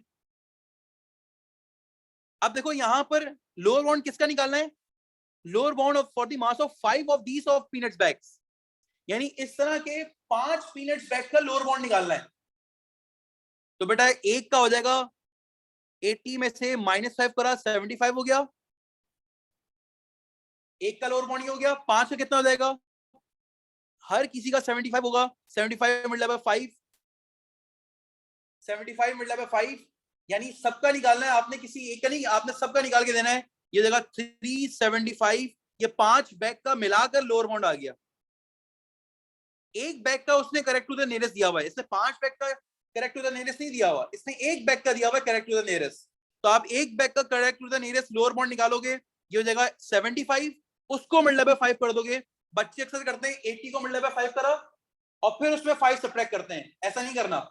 इसने एक बैग का करेक्ट टू द नियरेस्ट ग्राम दिया हुआ है, तो आपने एक बैग का लोअर बाउंड निकालना है और फिर उसको बेटा मल्टीप्लाई बाय 5 करके आंसर निकाल लेना है। आगे बढ़ते हैं। अगेन ये सवाल हमारे पास बेटा लोसाई से रिलेटेड है, इसका भी मैं आपको अभी प्रिंट निकालकर आपको दिखा देता हूं किस तरह कंस्ट्रक्शन करनी है।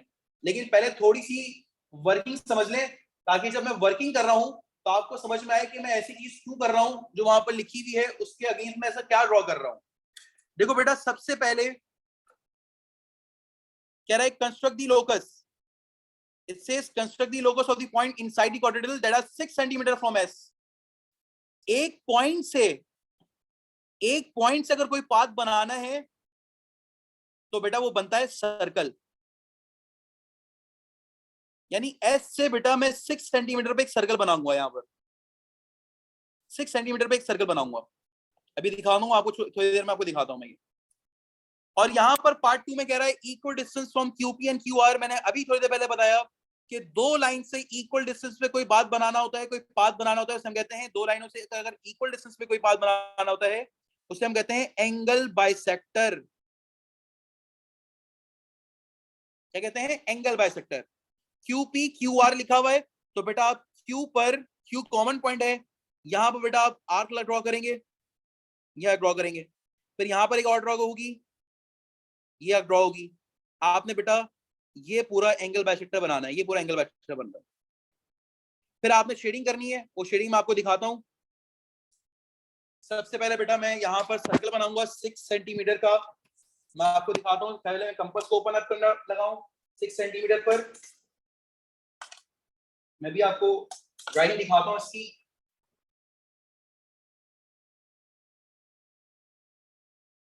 ये मैंने 6 सेंटीमीटर पर कंपास को ओपन करा है,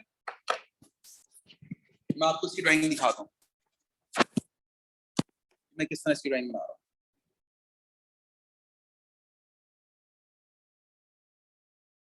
6 सेंटीमीटर फ्रॉम एस।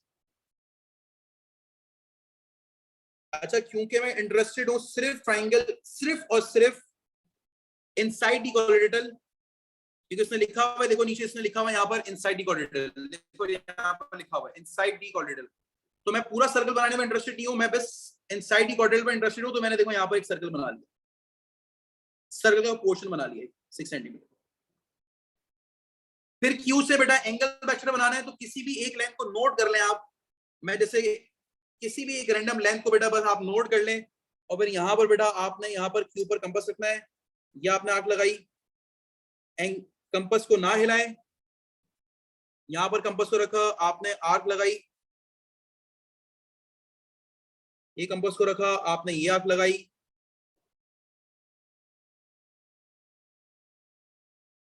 जहां पर बेटा ये दोनों आर्क आपस में इंटरसेक्ट कर रही है, इनको आपस में ज्वाइन कर लें, ये पॉइंट और ये क्यू आपस में ज्वाइन कर लें। एक सेकंड रुकिएगा, मैं यहां पर स्केल से बस ये आर्क ज्वाइन कर लूं।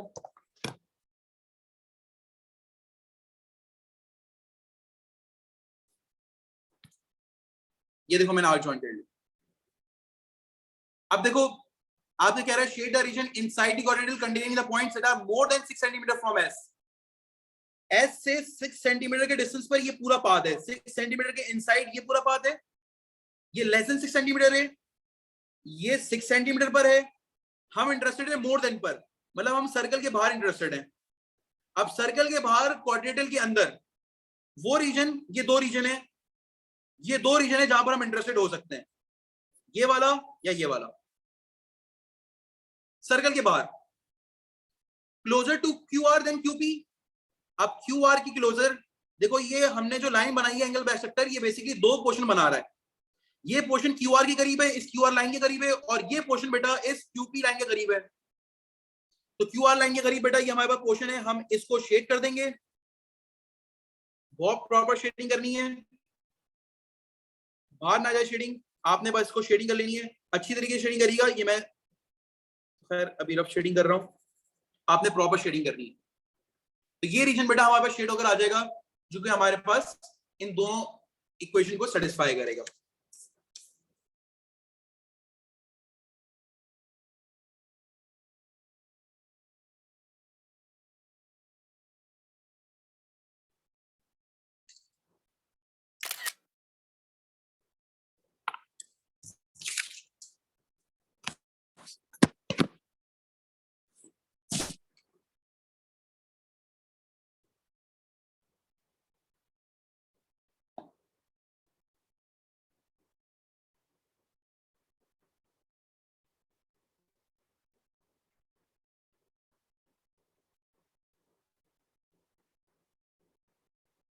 पीछे वाले को मैं हटा देता हूँ।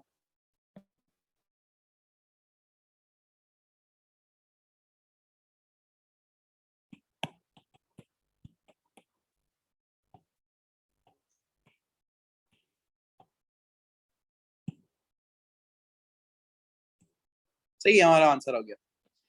आगे आते हैं, अब बहुत छोटे छोटे सवाल बचे हैं। y की पावर k की पावर -2 है, बहुत ही सवाल बचे हैं। आपने पहले पावर फॉर्मूला कराना है, ये y की पावर -2 k हो गया, ये y की पावर 5 हो गया। अब बेसिस सेम है, पावर्स कंपैरिजन, मैंने आपको बताया था a की पावर m हो, a की पावर n हो, बेसिस सेम हो, पावर्स आप इक्वेट कर सकते हो। यहाँ पर -2k बराबर हो जाएगा 5k, k की वैल्यू आ गई बेटा 5/-2। याद रखें 5/-2 लिखें या -5/2 लिखें, बात एक ही है, माइनस का बस ऊपर शिफ्ट कर देते हैं हम लोग, कभी भी नीचे नहीं लिखते। फिर यहाँ पर देखें x की पावर 1/3 की पावर भी 3 है और 2x की पावर भी 3 है। पहले मैंने पावर सॉल्व करी, तो ये x की पावर 1 बन गई, पावर आपस में कैंसिल हो गई, 3 से 3 कैंसिल, मल्टीप्लाई हो रही थी पावर, और यहां पर बेटा आपके पास हो जाएगा 2 की पावर 3, 2 पावर 3, ये हो जाएगा x पावर 3, दोनों पर पावर्स होंगी।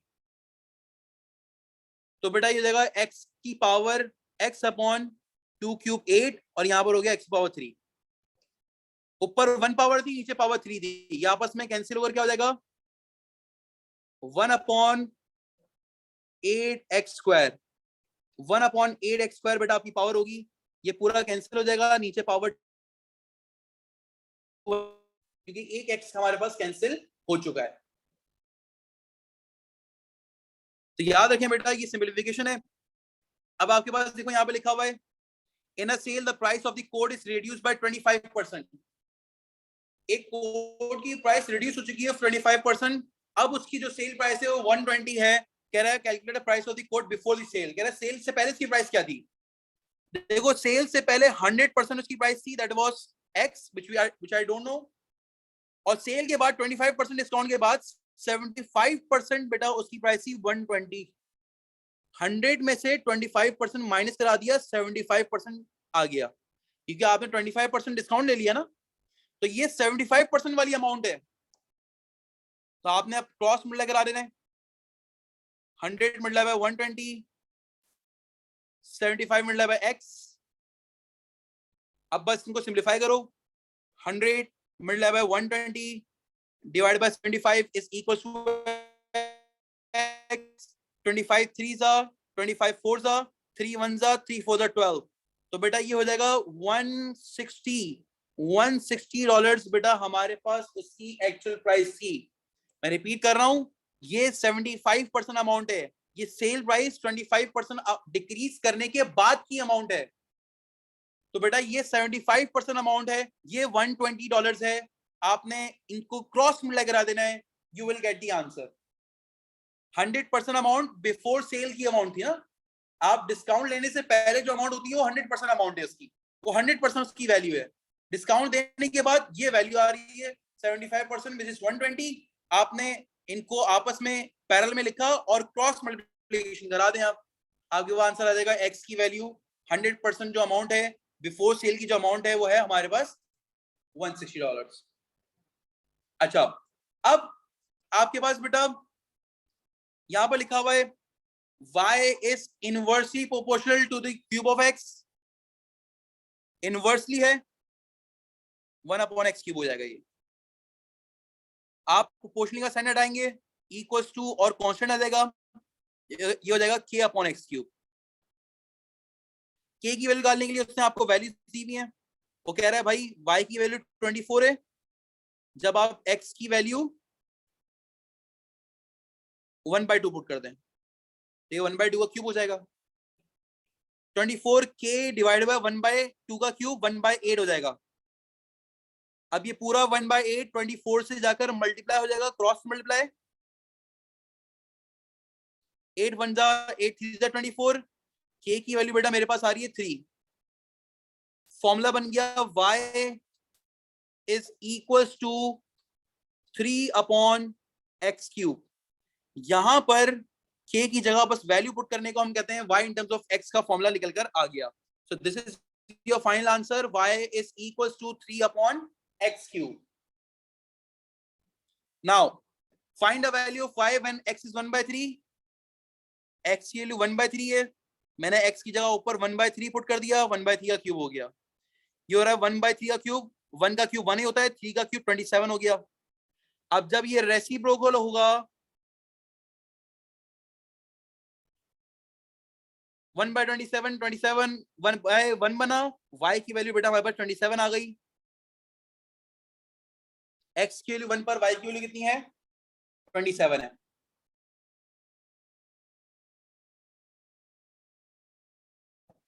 अच्छा जी, मैट्रिसेस का सवाल कह रहा है आप सबसे पहले m इंटू n निकालें, यानी पहले आपने m मैट्रिक्स लिखना है और फिर आपने n मैट्रिक्स लिखना है।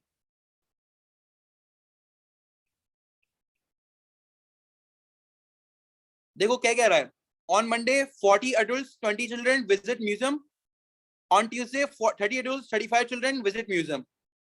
तो ये जो 40-20 है ना, ये 40 adults हैं 20 children हैं, 30 adults है 35 children हैं। ये ट्यूसडे का डेटा है, ये मंडे का डेटा है। ये $2.5 ये टिकट्स हैं अडल्ट की, $2 ये टिकट्स हैं चाइल्ड की। अच्छा मैं इनको मल्टीप्लाई कराता हूं तो बेटा क्या पहले वाले मैट्रिक्स के नंबर ऑफ कॉलम दूसरे वाले मैट्रिक्स के नंबर ऑफ रॉस बराबर हैं? जी सर बराबर हैं। अगर ये बराबर हैं तो बेटा ये मल्टीप्लाई हो सकते हैं। अब मल्टीप्लिकेशन किस तरह होती है वो चेक करें, वो एक अलग केस है। ये पूरी रॉ 40 और 20 इस पूरे कॉलम से मल्टीप्लाई होगी। यानी यहां पर 40 मल्टीप्लाई बाय 2.5 होगा सबसे पहले, प्लस 20 मल्टीप्लाई बाय 2 हो जाएगा। पहला एलिमेंट पहले से, दूसरा एलिमेंट दूसरे से। अब यहां पर मैं रॉ चेंज कर रहा हूं, यहां पर भी रॉ चेंज करूंगा मैं। 30 multiply by 2.5 plus 35 multiply by 2, पहला एलिमेंट पहले से, दूसरा एलिमेंट दूसरे से। 40 मल्टीप्लाई बाय 2.5 ये हो जाएगा 100 plus 20 multiply by 2 40, 30 multiply by 2.5 ये जगह 70 और ये जगह 70, 35 मल्टीप्लाई बाय 2। आंसर आ रहा है बेटा 140 और 140, ऐसे ही है। आंसर आ रहा है बेटा 140 और 140 बेटा आपके पास आंसर आ रहा है।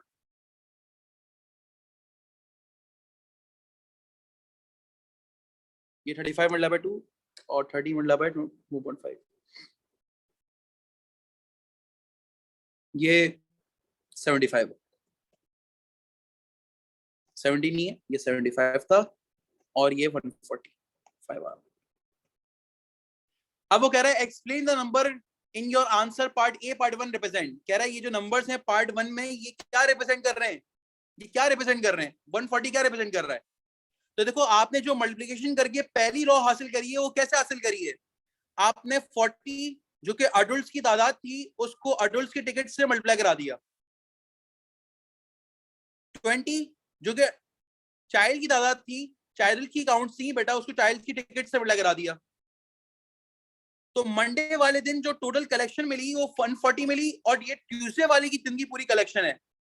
ट्यूसडे वाले दिन 30 एडल्ट्स और 35 चिल्ड्रंस आए थे, उनकी उनकी टिकट प्राइस से मल्टीप्लाई करा दिया, तो ये ट्यूसडे की कलेक्शन और ये 140 मंडे की कलेक्शन निकल कर आ गई। तो हमारे पास बेटा अगर मैं बोलूं total money for tickets on Monday 140 represent कर रहा है, and total money for tickets on Tuesday, Monday की स्पेलिंग मैंने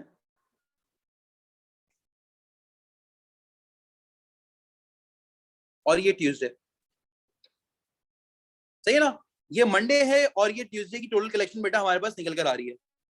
ये ऐसा नहीं हो रहा कि अडल्ट्स की अलग निकल कर आ रही है ये और चाइल्ड की अलग आ रही है। अडल्ट चाइल्ड की एक साथ मंडे की कलेक्शन आ रही है, अडल्ट चाइल्ड की बेटा एक साथ ट्यूसडे की कलेक्शन निकल कर आ रही है। ठीक है, अब कह रहा है the museum increasing the cost of tickets by 10%। भाई पहले 2.5 अडल्ट्स की थी और चिल्ड्रन की $2 थी, पहले ये थी। अब 10% इंक्रीज हो गया दोनों की प्राइस में, तो 10% इंक्रीज का मतलब है बेटा हमारे पास 110% प्राइस हो गई अब। तो 2.5 मतलब है 110%, तो 2.5 मतलब है 110%, यानी 2.5 को आपने 110 डिवाइड बाय 100 कर दिया, 0 से 0 गया,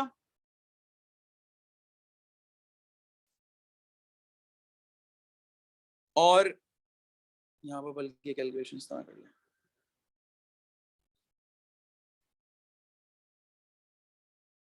ये आपने कैलकुलेशन करनी है। अच्छा 0 से 0 गया, अब 2.5 मतलब है 11 डिवाइड बाय 10, आपने ये कैलकुलेशन करनी है, आपके पास आंसर आ जाएगा 2.5 मतलब है 11 डिवाइड बाय 10। तो 2.5 को देखो 11 से मिला करा रहा हूं, किसी को मैनुअल कैलकुलेशन करनी है वो देख ले, 1 5 5 1 2 2, एक क्रॉस चलेगा, फिर 1 5 5 1 2 2, ये हो जाएगा 275 ऐड करने पर। अब पूरे नंबर्स में 1 डेसिमल प्लेस ही है, यहां पर लिख दूंगा बेटा 27.5। अब 27.5 डिवाइड बाय 10 ये हो जाएगा 2.75, यानी अडल्ट्स की जो प्राइस है पहले 2.5 थी, अब 2.75 हो गई। मैंने 2.5 को 11 से मल्टीप्लाई कराया, 27.5 आ गया, फिर डिवाइडेड बाय 10 करा दिया, नीचे भी 10 था, ये हो गया 2.75। अडल्ट की इंक्रीज होने के बाद जो अमाउंट आ रही है वो 2.75 आ रही है। और 2 की कितनी हो जाएगी, 2 की हो जाएगी बेटा 110%, 2 मल्टीप्लाई बाय 110%, 2 मल्टीप्लाई बाय 110%, तो देखो ये 2 मल्टीप्लाई बाय 110 डिवाइड बाय 10, ये 0 हो गया हमारे पास, 0 से 0 कैंसिल, 2 1 जा 2 5 जा 10, 11 divide by 5, 11 divide by 5, 11 divide by 5 आप करेंगे तो 2.2 आ जाएगा। ये 2.2 बेटा हमारे पास प्राइस आ जाएगी, किसकी, चाइल्ड की प्राइस आ जाएंगी। तो यहां पर बेटा मैं थोड़ा सा इसको छोटा करके सेग्रीगेट कर देता हूं कि ये वर्किंग अडल्ट की है, ये चाइल्ड की वर्किंग यहां कर लेते हैं। चलो ये चाइल्ड की वर्किंग है, चाइल्ड की टिकट की प्राइस की, और ये अडल्ट के टिकट की प्राइस की वर्किंग हुई। ठीक है जी, ये हमने 2.75 और 2.2 आंसर निकाल लिए। ये आपके पास बेटा ये आ जाएंगे हमारे पास,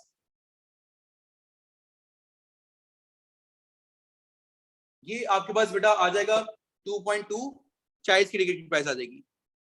सर जरा वो पिछले वाला क्वेश्चन दिखाइएगा, क्वेश्चन नंबर 18।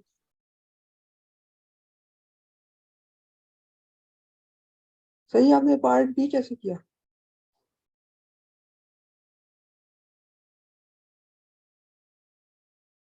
अच्छा पार्ट बी में मैंने एक, अच्छा सही है, पार्ट बी में देखो बेटा मैंने x की जगह 1/3 पुट कर दिया। अच्छा यहाँ पर k की वैल्यू 3 थी, थैंक यू, 81 एक आ चैलेंज रहा। आ गया मैं, k की वैल्यू 3 थी, मैंने यहाँ पर 1 लिख दिया था गलती से, ये 3 थी। तो हमारे पास बेटा ये आंसर आ जाएगा 81। 81। हाँ आंसर 81 है, थैंक यू, आंसर 81। अल्लाह, अच्छा जी आ गया है। यहाँ पर क्या लिखा हुआ है, here are the first 4 terms of a sequence, first 4 terms of the sequence। देखो बेटा आपके पास यहाँ पर शुरू की 4 टर्म्स एक सीक्वेंस की, अगर आप गौर से देखो तो ओवरऑल पूरी फ्रैक्शन आपको सीक्वेंस ही दिखेगी, लेकिन सीक्वेंस की अपर न्यूमरेटर आपको पूरा एक सीक्वेंस दिखेगा। जैसे अगर मैं न्यूमरेटर की बात करूं तो न्यूमरेटर में बेटा 12, 17, 22, 27 या आपके पास सीक्वेंस है, ये देखो इनके दरमियान डिफरेंस कितना है, 17 माइनस 12 5, 22 माइनस 17 5, 27 माइनस 22 5 हो जाएगा। तो ये कॉमन डिफरेंस सीक्वेंस है, ये सीक्वेंस कॉमन डिफरेंस सीक्वेंस है। कॉमन डिफरेंस सीक्वेंस में क्या होता है, टर्म निकालने का formula a plus N minus 1d। अब हमें तो कौन सी टर्म निकालनी है, nth टर्म निकालनी है। तो a क्या रहता है first term which is 12, nth term निकालनी है, n की जगह n, d की जगह बेटा मैंने 5 पुट कर लेना है, you will get the answer 5n minus 5। बेटा आपके पास 5n प्लस 7 न्यूमिनेटर की nth टर्म आ गई, ये सिर्फ न्यूमिनेटर की nth टर्म आई है। अगर डिनोमिनेटर को आप देखो बेटा, डिनोमिनेटर में बेटा देखो first term 16, then 25, then 26, 36, then 49। अगर आप गौर से देखें फर्स्ट टर्म है तो 4 का स्क्वायर, सेकंड टर्म है तो 5 का स्क्वायर, थर्ड टर्म है तो 6 का स्क्वायर, फोर्थ टर्म है तो 7 का स्क्वायर। जो टर्म नंबर है ना उससे 3 ज्यादा का स्क्वायर हो रहा है, 1 प्लस 3 का होल स्क्वायर। जो टर्म नंबर है 2 प्लस 3 का होल स्क्वायर, टर्म नंबर 3 है 3 प्लस 3 6 का होल स्क्वायर, टर्म नंबर 4 है 4 प्लस 3 7 का होल स्क्वायर। तो टर्म नंबर अगर n हुई तो बेटा n प्लस 3 का होल स्क्वायर हो जाएगा, यानी डिनोमिनेटर की nth टर्म हमारे पास क्या आ रही है, n प्लस 3 का होल स्क्वायर। ये डिनोमिनेटर की nth टर्म निकल कर आ रही है।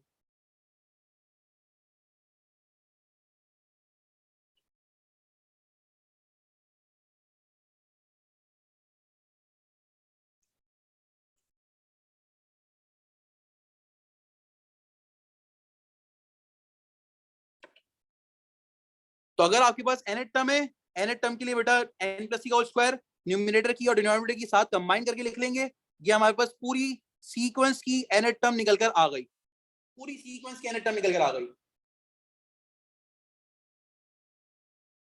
ठीक है जी, आगे बढ़ते हैं। कह रहा है इसको कंप्लीटिंग स्क्वायर फॉर्म में लिखो। देखो ये x प्लस ए का होल स्क्वायर है ना, इसे कहते हैं कंप्लीटिंग स्क्वायर फॉर्म। इसे कहते हैं a into x minus H का होल ब्रैकेट स्क्वायर प्लस के, ये वाली फॉर्म कहते हैं, इसे कहते हैं कंप्लीटिंग स्क्वायर फॉर्म। इसमें h और k की वैल्यू टर्निंग पॉइंट को रिप्रेजेंट करती है, क्वाड्रेटिक ग्राफ के टर्निंग पॉइंट को रिप्रेजेंट करती है। अगर क्वाड्रेटिक ग्राफ हैप्पी फेस है तो ये रहा टर्निंग पॉइंट, ये h और k की वैल्यू। अगर क्वाड्रेटिक ग्राफ में सैड फेस है, कॉन्केव डाउन है, ये बेटा आपके पास टर्निंग पॉइंट, ये h और k की वैल्यू। हैप्पी फेस कब बनता है? जब बेटा आपके पास ये coefficient of x square, coefficient of x square, अगर बेटा ये ग्रेटर देन 0 तो हैप्पी फेस, अगर ये लेस देन 0 या नेगेटिव है तो सैड फेस। अब यहां पर कोफिशिएंट ऑफ एक्स स्क्वायर क्या है? पॉजिटिव है। ये हम दिमाग में स्ट्रक्चर बना रहे हैं कि हैप्पी फेस बनेगा, खैर अभी इसकी रिक्वायरमेंट नहीं है। अभी तो कह रहा है भाई हमारे पास इसको कंप्लीटिंग स्क्वायर फॉर्म में लिखो। अच्छा इस ए में और इसमें ए में फर्क है, ये सवाल का ए है, ये मेरा फॉर्मूले का ए है, तो इससे कंफ्यूज मत होइएगा, इसको ए डैश कर लें आप। तो देखो कभी भी कंप्लीटिंग स्क्वायर करनी हो तो याद रखें कोफिशिएंट ऑफ एक्स क्या लिखी हुई है यहां पर? 10। सिर्फ वैल्यू को देखें, साइन को छोड़ दें, सिर्फ वैल्यू को देखें। 10 को डिवाइड बाय 2 करें क्या होता है? 5। 5 का स्क्वायर आपने ऐड करना है और 5 का स्क्वायर आपने सब्ट्रैक्ट कराना है। याद रखें ये 6 एडिटिव कॉपी एंड में करेंगे। 10x के बाद ये जो आपने 10 को डिवाइड बाय 5 कर 2 करा ना, ये 5 आ रहा है। इस 5 स्क्वायर को 10x के बाद इसका स्क्वायर ऐड करेंगे और इसका स्क्वायर सब्ट्रैक्ट करेंगे। इसका स्क्वायर ऐड करेंगे, इसका स्क्वायर सब्ट्रैक्ट करेंगे और 6 को सबसे एंड में लिखेंगे, कॉपी पेस्ट। मैथ्स में जो चीज आप ऐड करते हैं उसको सब्ट्रैक्ट भी करना पड़ता है, इसलिए मैंने ऐड करा 5 स्क्वायर, जो यहां से 5 की वैल्यू आई, इसका स्क्वायर ऐड करना है, इसका स्क्वायर सब्ट्रैक्ट करना है। सर इससे होगा क्या? ये जो शुरू की 3 टर्म्स है ना बेटा, ये फॉर्मूला बना देंगी, ये बन जाएगा a प्लस बी का होल स्क्वायर, x प्लस 5 का होल स्क्वायर। फिर ये minus as it is copy, ये 25 हो गया। याद रखिए माइनस पर स्क्वायर नहीं है, सिर्फ 5 पर स्क्वायर है, तो माइनस एज इट इज रहा, 5 का स्क्वायर 25, ये x प्लस 5 का होल स्क्वायर, ये माइनस 25 प्लस 6, ये हमारे पास हो जाती है बेटा हमारे पास माइनस 19, इसकी वैल्यू आ गई। अब जब मैंने कंप्लीटिंग स्क्वायर फॉर्म में कर लिया, मैंने अपना आंसर लिख लिया बेटा, ये हो जाएगा x प्लस 5 का होल स्क्वायर माइनस 19। अब बेटा वो आपसे सवाल क्या पूछ रहा है? कह रहा है भाई इस इक्वेशन को अगर मैं इक्वल टू 0 कर दूं, मतलब आप इसको इक्वल टू 0 करें या इसको इक्वल टू 0 करें, बात तो एक ही है ना। उसी को तो कंप्लीटिंग स्क्वायर फॉर्म में लिखा है, हमने सिर्फ फॉर्म चेंज करी है, मोल्ड आउट करा है, दैट्स इट, चीज वही है।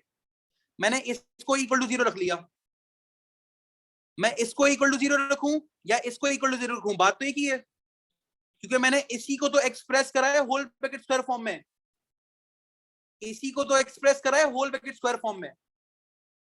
तो देखो बेटा मैं यहां से x की वैल्यू निकालता हूं, x प्लस 5 का whole square is equal to 19।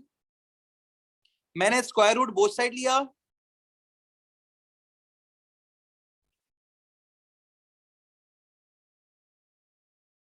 Square root से स्क्वायर रूट कैंसिल, इधर प्लस माइनस रूट 19 हो जाएगा। 19 को डेसिमल में नहीं लिख रहा मैं, ऐसे ही रहने दे रहा हूं, और प्लस माइनस स्क्वायर रूट लेने के बाद तो प्लस माइनस आता है इंटीजर के साथ, तो प्लस माइनस 19 के डेसिमल में वैल्यूज होती है वो लिख देता, लेकिन 19 को अभी मैं डेसिमल में नहीं लिख रहा क्योंकि कैलकुलेटर अलाउड नहीं है, कैलकुलेटर होगा भी नहीं, 19 का स्क्वायर रूट कैसे लेंगे। अब x की वैल्यू देखो -5 प्लस 5 उधर आकर राइट हैंड साइड पे -5, x की दो वैल्यूज आ गई -5 प्लस माइनस रूट 19, ये दोनों बेटा आपके पास x की वैल्यूज आ गई। देखो इसी फॉर्म में उसने आंसर एक्सप्रेस करने को बोला था कि पहले आप इंटीजर p की वैल्यू प्लस माइनस q की वैल्यू, तो आपने इस फॉर्म में आंसर एक्सप्रेस करना था, ये आपके पास x की वैल्यूज निकल कर आ गई। कोई बच्चा इस पर क्वाड्रेटिक फॉर्मूला भी अप्लाई कर सकता है, लेकिन उसके लिए वर्किंग बहुत बड़ी हो जाएगी, 1 नंबर का सवाल है, ये ऊपर की कंटिन्यूएशन ही है नीचे। उसने बोला use your answer of part A, आपने वही काम करना है जो पार्ट ए में दिया हुआ है उसने। जब उसने आपको बोला हुआ है कि पार्ट ए से को कंटिन्यू करो, तो आपने पार्ट ए को कंटिन्यू करके ही एक्स की वैल्यू निकालनी है, वही काम बेटा मैंने यहां पर करके एक्स की वैल्यू निकाल ली। अब क्वेश्चन में 22, बस लास्ट 3 क्वेश्चंस लेफ्ट, इसको सिंपलेस्ट फॉर्म में करना है। मैं सबसे पहले एलसीएम लूंगा, x+7 को x+5 से मल्टीप्लाई करा दो। अब मैं x+7 को किससे मल्टीप्लाई कराऊं कि ये एलसीएम आए मेरे पास x+5 से, तो न्यूमरेटर को भी बेटा x+5 से मल्टीप्लाई करा दिया। देखो 3 मल्टीप्लाई बाय x+5 हो गया। x+5 को किससे मल्टीप्लाई कराऊं कि बेटा हमारे पास ये x+5 इंटू x-7 आए। x-7 से देखो बेटा न्यूमरेटर को भी x-7 से मल्टीप्लाई करा दिया। देखो 2 मल्टीप्लाई बाय x-7 हो गया। अब सिंपलीफाई कराओ, 3x 3 5 15, 2x 2 7 14। नीचे मल्टीप्लाई कराने की कोई जरूरत नहीं है, एज इट इज रहने दें। मैंने लास्ट क्लास में भी बताया था, ना मल्टीप्लाई कराएं तब भी कोई मसला नहीं है। 3x + 2x 5x हो गया, 15 - 14 1 हो गया, 5x + 1 अपॉन x - 7 x + 5 बेटा आपके पास ये फ्रैक्शन निकल कर आ गया। इसे कहते हैं सिंगल फ्रैक्शन। ये थे दो फ्रैक्शंस, इसे कहते हैं सिंगल फ्रैक्शन। ठीक है जी। अगला सवाल ट्रांसफॉर्मेशन से रिलेटेड। अगला सवाल कह रहा है triangle A and triangle B are drawn on the grid, describe fully the single transformation that transform A on to B. A से बी कौन सी ट्रांसफॉर्मेशन है? ये ए से बी कौन सी ट्रांसफॉर्मेशन है? तो बता सकता है? रोटेशन है हमारे पास, वेरी गुड। ये हमारे पास क्या है बेटा? रोटेशन है। रोटेशन है तो आपने एंगल भी बताना है, 90 डिग्री है। और आप खुद देखो मेरा साइन देखो यूं जा रहा है, ये क्लॉकवाइज मूव कर रहा है। तो देखो बेटा मेरे पास ये क्लॉकवाइज भी है। अब इसका सेंटर ऑफ रोटेशन निकालना है। सेंटर ऑफ रोटेशन निकालने का मैं तरीका बता रहा हूं, ये आप अपने पास करके देख लीजिएगा। आपने करना क्या है मैं बहुत डिटेल में बता रहा हूं, गौर से देखें। देखो आपने कॉरेस्पॉन्डिंग वर्टेक्स को ज्वाइन करना है। जैसे इसका कॉरेस्पॉन्डिंग वर्टेक्स है ये रहा, इनको आपस में ज्वाइन कर लेना है। ये इसका कॉरेस्पॉन्डिंग वर्टेक्स है, इनको आपस में ज्वाइन करा आपने। अब इस लाइन का परपेंडिकुलर बाइसेक्टर बनाया। इस लाइन का परपेंडिकुलर बाइसेक्टर बनाना आसान है। कैसे भाई? ये हॉरिजॉन्टल लाइन, वर्टिकल लाइन है ना, इसका परपेंडिकुलर बाइसेक्टर हॉरिजॉन्टल बनेगा। जो भी लाइन होगी वो हॉरिजॉन्टल होगी, जो कि इस लाइन के मिड से गुजर रही होगी। ऊपर से 3 स्टेप्स, इधर से 3 स्टेप्स। ये देखो बिल्कुल मिड से जा रही है हमारे पास। ये हमारे पास परपेंडिकुलर बाइसेक्टर होगा इसका, मिड से भी जा रहा है और परपेंडिकुलर बाइसेक्टर भी। ये पहला परपेंडिकुलर बाइसेक्टर। आप एक और परपेंडिकुलर बाइसेक्टर बनाएं। सर वो कैसे? कोई दूसरे 2 वर्टेक्स ज्वाइन करें। जैसे ये 2 वर्टेक्स ज्वाइन करे आपने, आपने 2 वर्टेक्स ज्वाइन करने, इनका परपेंडिकुलर बाइसेक्टर बनाना है। अब इसके लिए कंपास की जरूरत पड़ेगी। आपने कंपास की मदद से, यानी कंपास की जरूरत किस तरह है, इस पूरी लाइन के हाफ से ज्यादा कंपास को खोलना है। आपने यहां पर आग डालनी है, यहां पर आग डालनी है। कंपास की नीडल यहां पर रखी, यहां पर आग डाली, ये आग डाली। बेटा आपके पास बस बात समझने की इतनी है कि आपने बेटा इसका परपेंडिकुलर बाइसेक्टर बनाना है, जो कि आपके पास यूं गुजर रहा होगा। तकरीबन मैंने परपेंडिकुलर बाइसेक्टर आपको, ये मैंने एस्टिमेटेड परपेंडिकुलर बाइसेक्टर बनाया है। आपने बेटा बकायदा ड्रॉ करना है परपेंडिकुलर बाइसेक्टर। यानी आप कंपास की नीडल यहां रखेंगे, कंपास की आग यहां डाली, कंपास की नीडल यहां रखी, आग बेटा आपने यहां डाली, कंपास की नीडल यहां रखी, आपने आर्क को यहां रखा, यही कंपास की नीडल यहां पर रखकर बेटा आपने आर्क यहां डाली। ये हमारे पास बेटा ड्रॉ हो जाएगा। जहां पर 2 परपेंडिकुलर बाइसेक्टर मीट कर रहे हैं बेटा, ये बेटा आपके पास सेंटर ऑफ रोटेशन है, और इसका सेंटर ऑफ रोटेशन आ रहा है 1, -1। जहां पर 2 परपेंडिकुलर बाइसेक्टर मीट कर रहे हैं बेटा, वो हमारे पास सेंटर ऑफ रोटेशन होगा, और ये हमारे पास आंसर आएगा बेटा 1, -1 आ रहा है। ठीक है। नाउ दे आर आस्किंग, एक ट्रांसफॉर्मेशन मैट्रिक्स है। ये ट्रांसफॉर्मेशन मैट्रिक्स बेटा इनलार्जमेंट का है। इनलार्जमेंट का कैसे है? इनलार्जमेंट के बेटा हमारे पास ट्रांसफॉर्मेशन मैट्रिक्स इस तरह होता है। मेन डायगोनल में स्केल फैक्टर लिखा हुआ होता है, बाकी एलिमेंट 0 लिखे हुए होते हैं। तो यहाँ पर बेटा k की वैल्यू -1/2, ये स्केल फैक्टर है हमारे पास। और ये ऐसी इनलार्जमेंट बोल रहा है बेटा जिसका हमारे पास सेंटर ऑफ इनलार्जमेंट 0 होता है।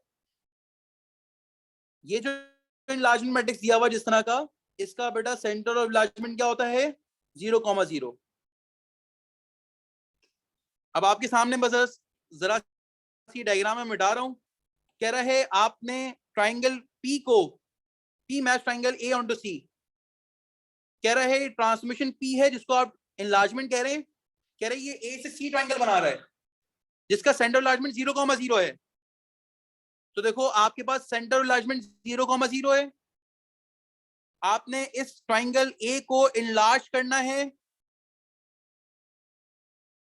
आपने हर एक वर्टेक्स का डिस्टेंस निकालना है, हर एक वर्टेक्स का डिस्टेंस निकालना है। जैसे ये एक वर्टेक्स है ए, ये वर्टेक्स बी है, ये वर्टेक्स सी है। आपने हर एक वर्टेक्स का डिस्टेंस निकालना है। कितना डिस्टेंस निकालेंगे? Horizontal movement and vertical movement. Centre of enlargement से ए तक आने के लिए हॉरिजॉन्टल मूवमेंट -2 है, लेफ्ट साइड जा रहे हैं इसलिए -2, और कोई वर्टिकल मूवमेंट नहीं है इसलिए 0। सेंटर ऑफ इनलार्जमेंट से बी पॉइंट पर आने के लिए हॉरिजॉन्टल मूवमेंट -4 है और कोई वर्टिकल मूवमेंट नहीं है इसलिए वो 0 हो गई। सेंटर ऑफ इनलार्जमेंट से हॉरिजॉन्टल मूवमेंट लेफ्ट साइड 2 है और डाउनवर्ड 4 है। तो देखो सी वर्टेक्स की हमारे पास कितनी हो जाएगी? -4, -2 एंड -4। ये बेटा आपके पास डिस्टेंस आ गया। वंस बेटा आपके पास ये डिस्टेंस आ गए, इनको आप इनलार्जमेंट फैक्टर -1/2 से मल्टीप्लाई करा दें।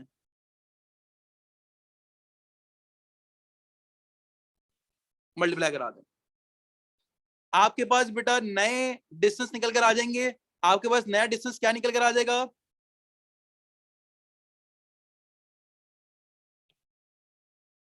नया डिस्टेंस क्या निकल कर आ जाएगा?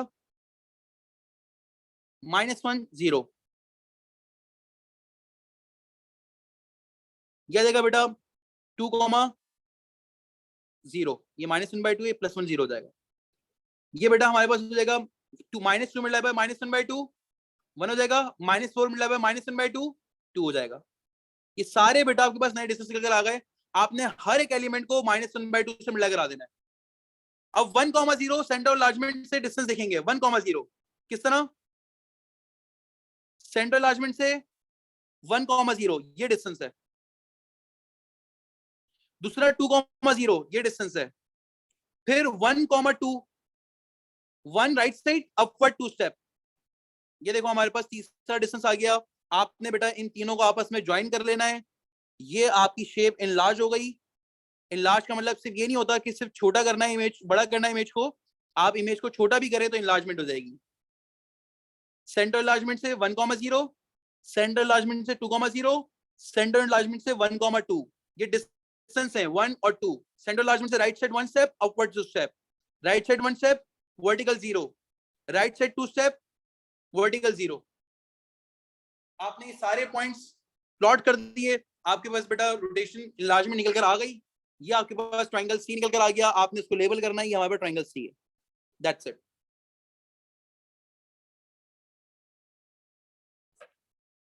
अच्छा जी,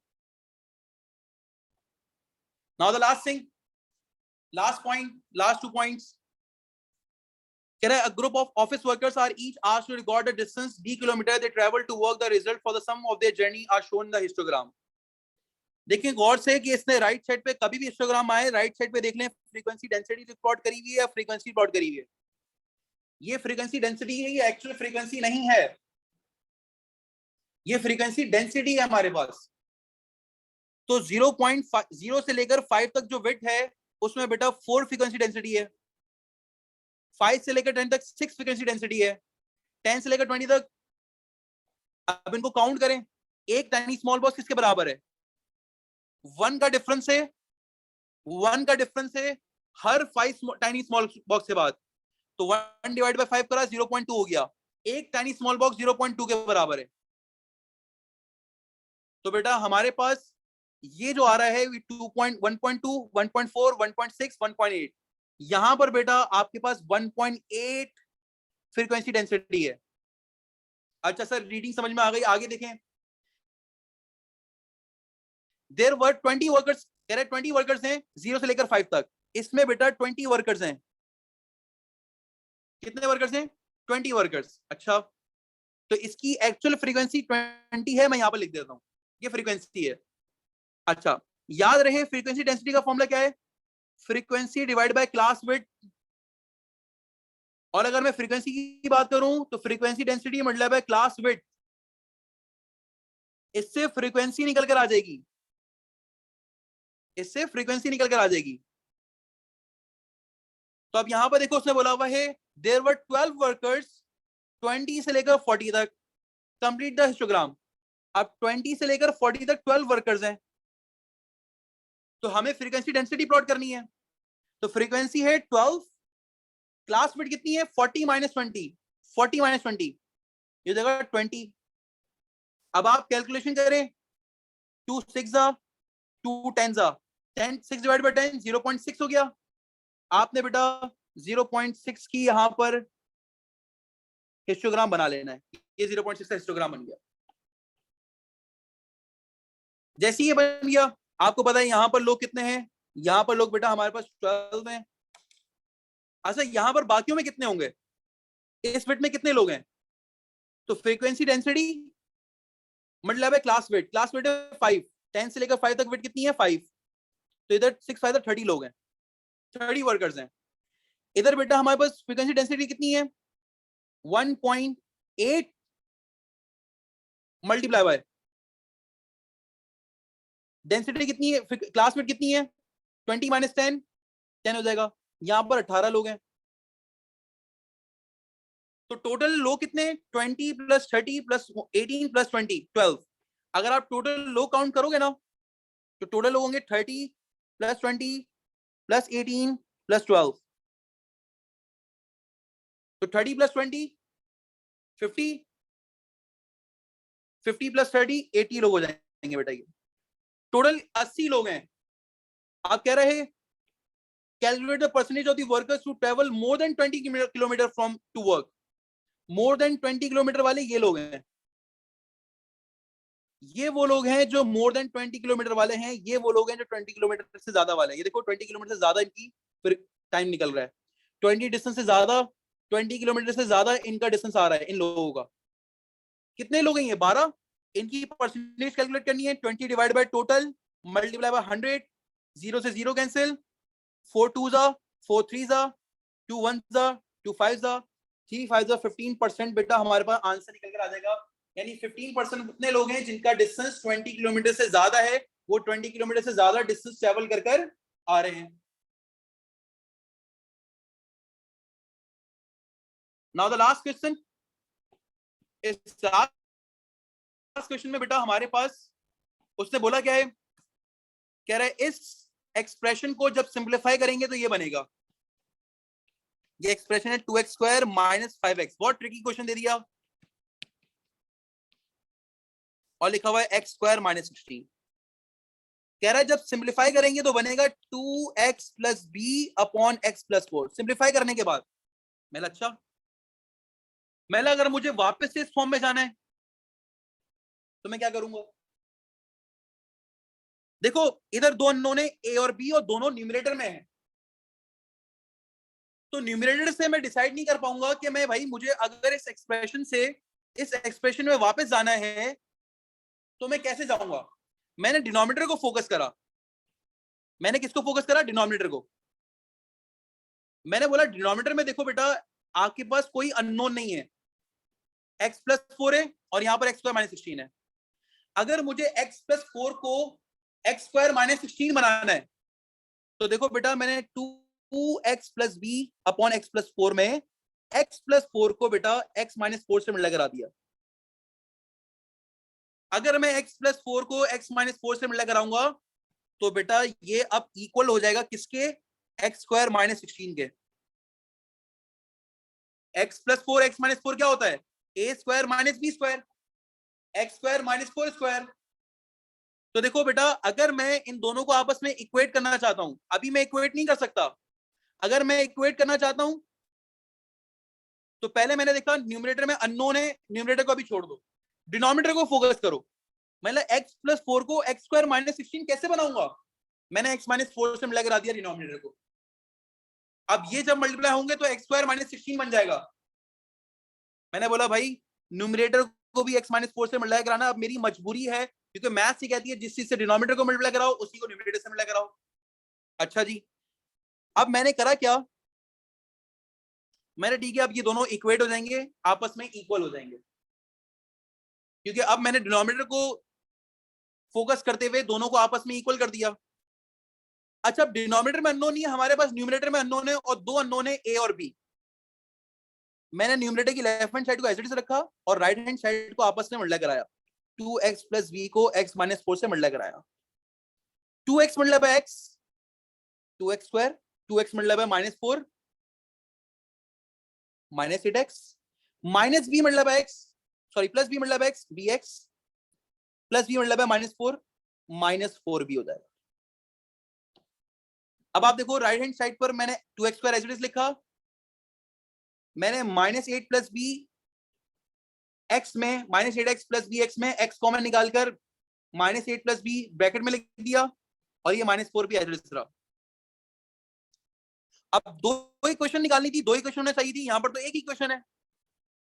तो बेटा हम क्या करेंगे, यहां पर कोफिशिएंट्स को आपस में इक्वेट करेंगे। x का coefficient minus 8 plus b, x का कोफिशिएंट माइनस 5, माइनस 5 इक्वेट हो जाएगा बेटा माइनस 8 प्लस बी से, माइनस 5 प्लस 8 बराबर हो जाएगा b के। b की वैल्यू बेटा हमारे पास 3 हो जाएगी, ये b की वैल्यू आ गई। कांस्टेंट टर्म a है यहां पर कांस्टेंट टर्म माइनस 4 है। आपने बेटा यानी यहां पर कोई भी x नहीं है, यहां पर आपने b की जगह 3 पुट करा, a की वैल्यू बेटा माइनस 12 निकलकर आ गई।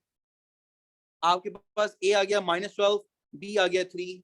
ये हमारे पास आखिरी क्वेश्चन भी सॉल्व हो गया। तो हमने यहां पर कोफिशिएंट इक्वेटिंग मेथड से बेटा a और b की वैल्यू निकाली है।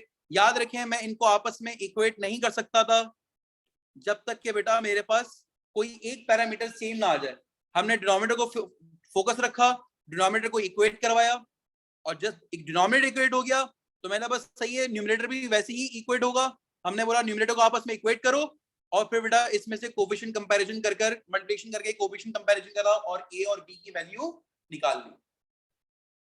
ठीक है जी, यहां तक की बात में कोई मसला कोई इश्यू तो आप पूछ सकते हैं।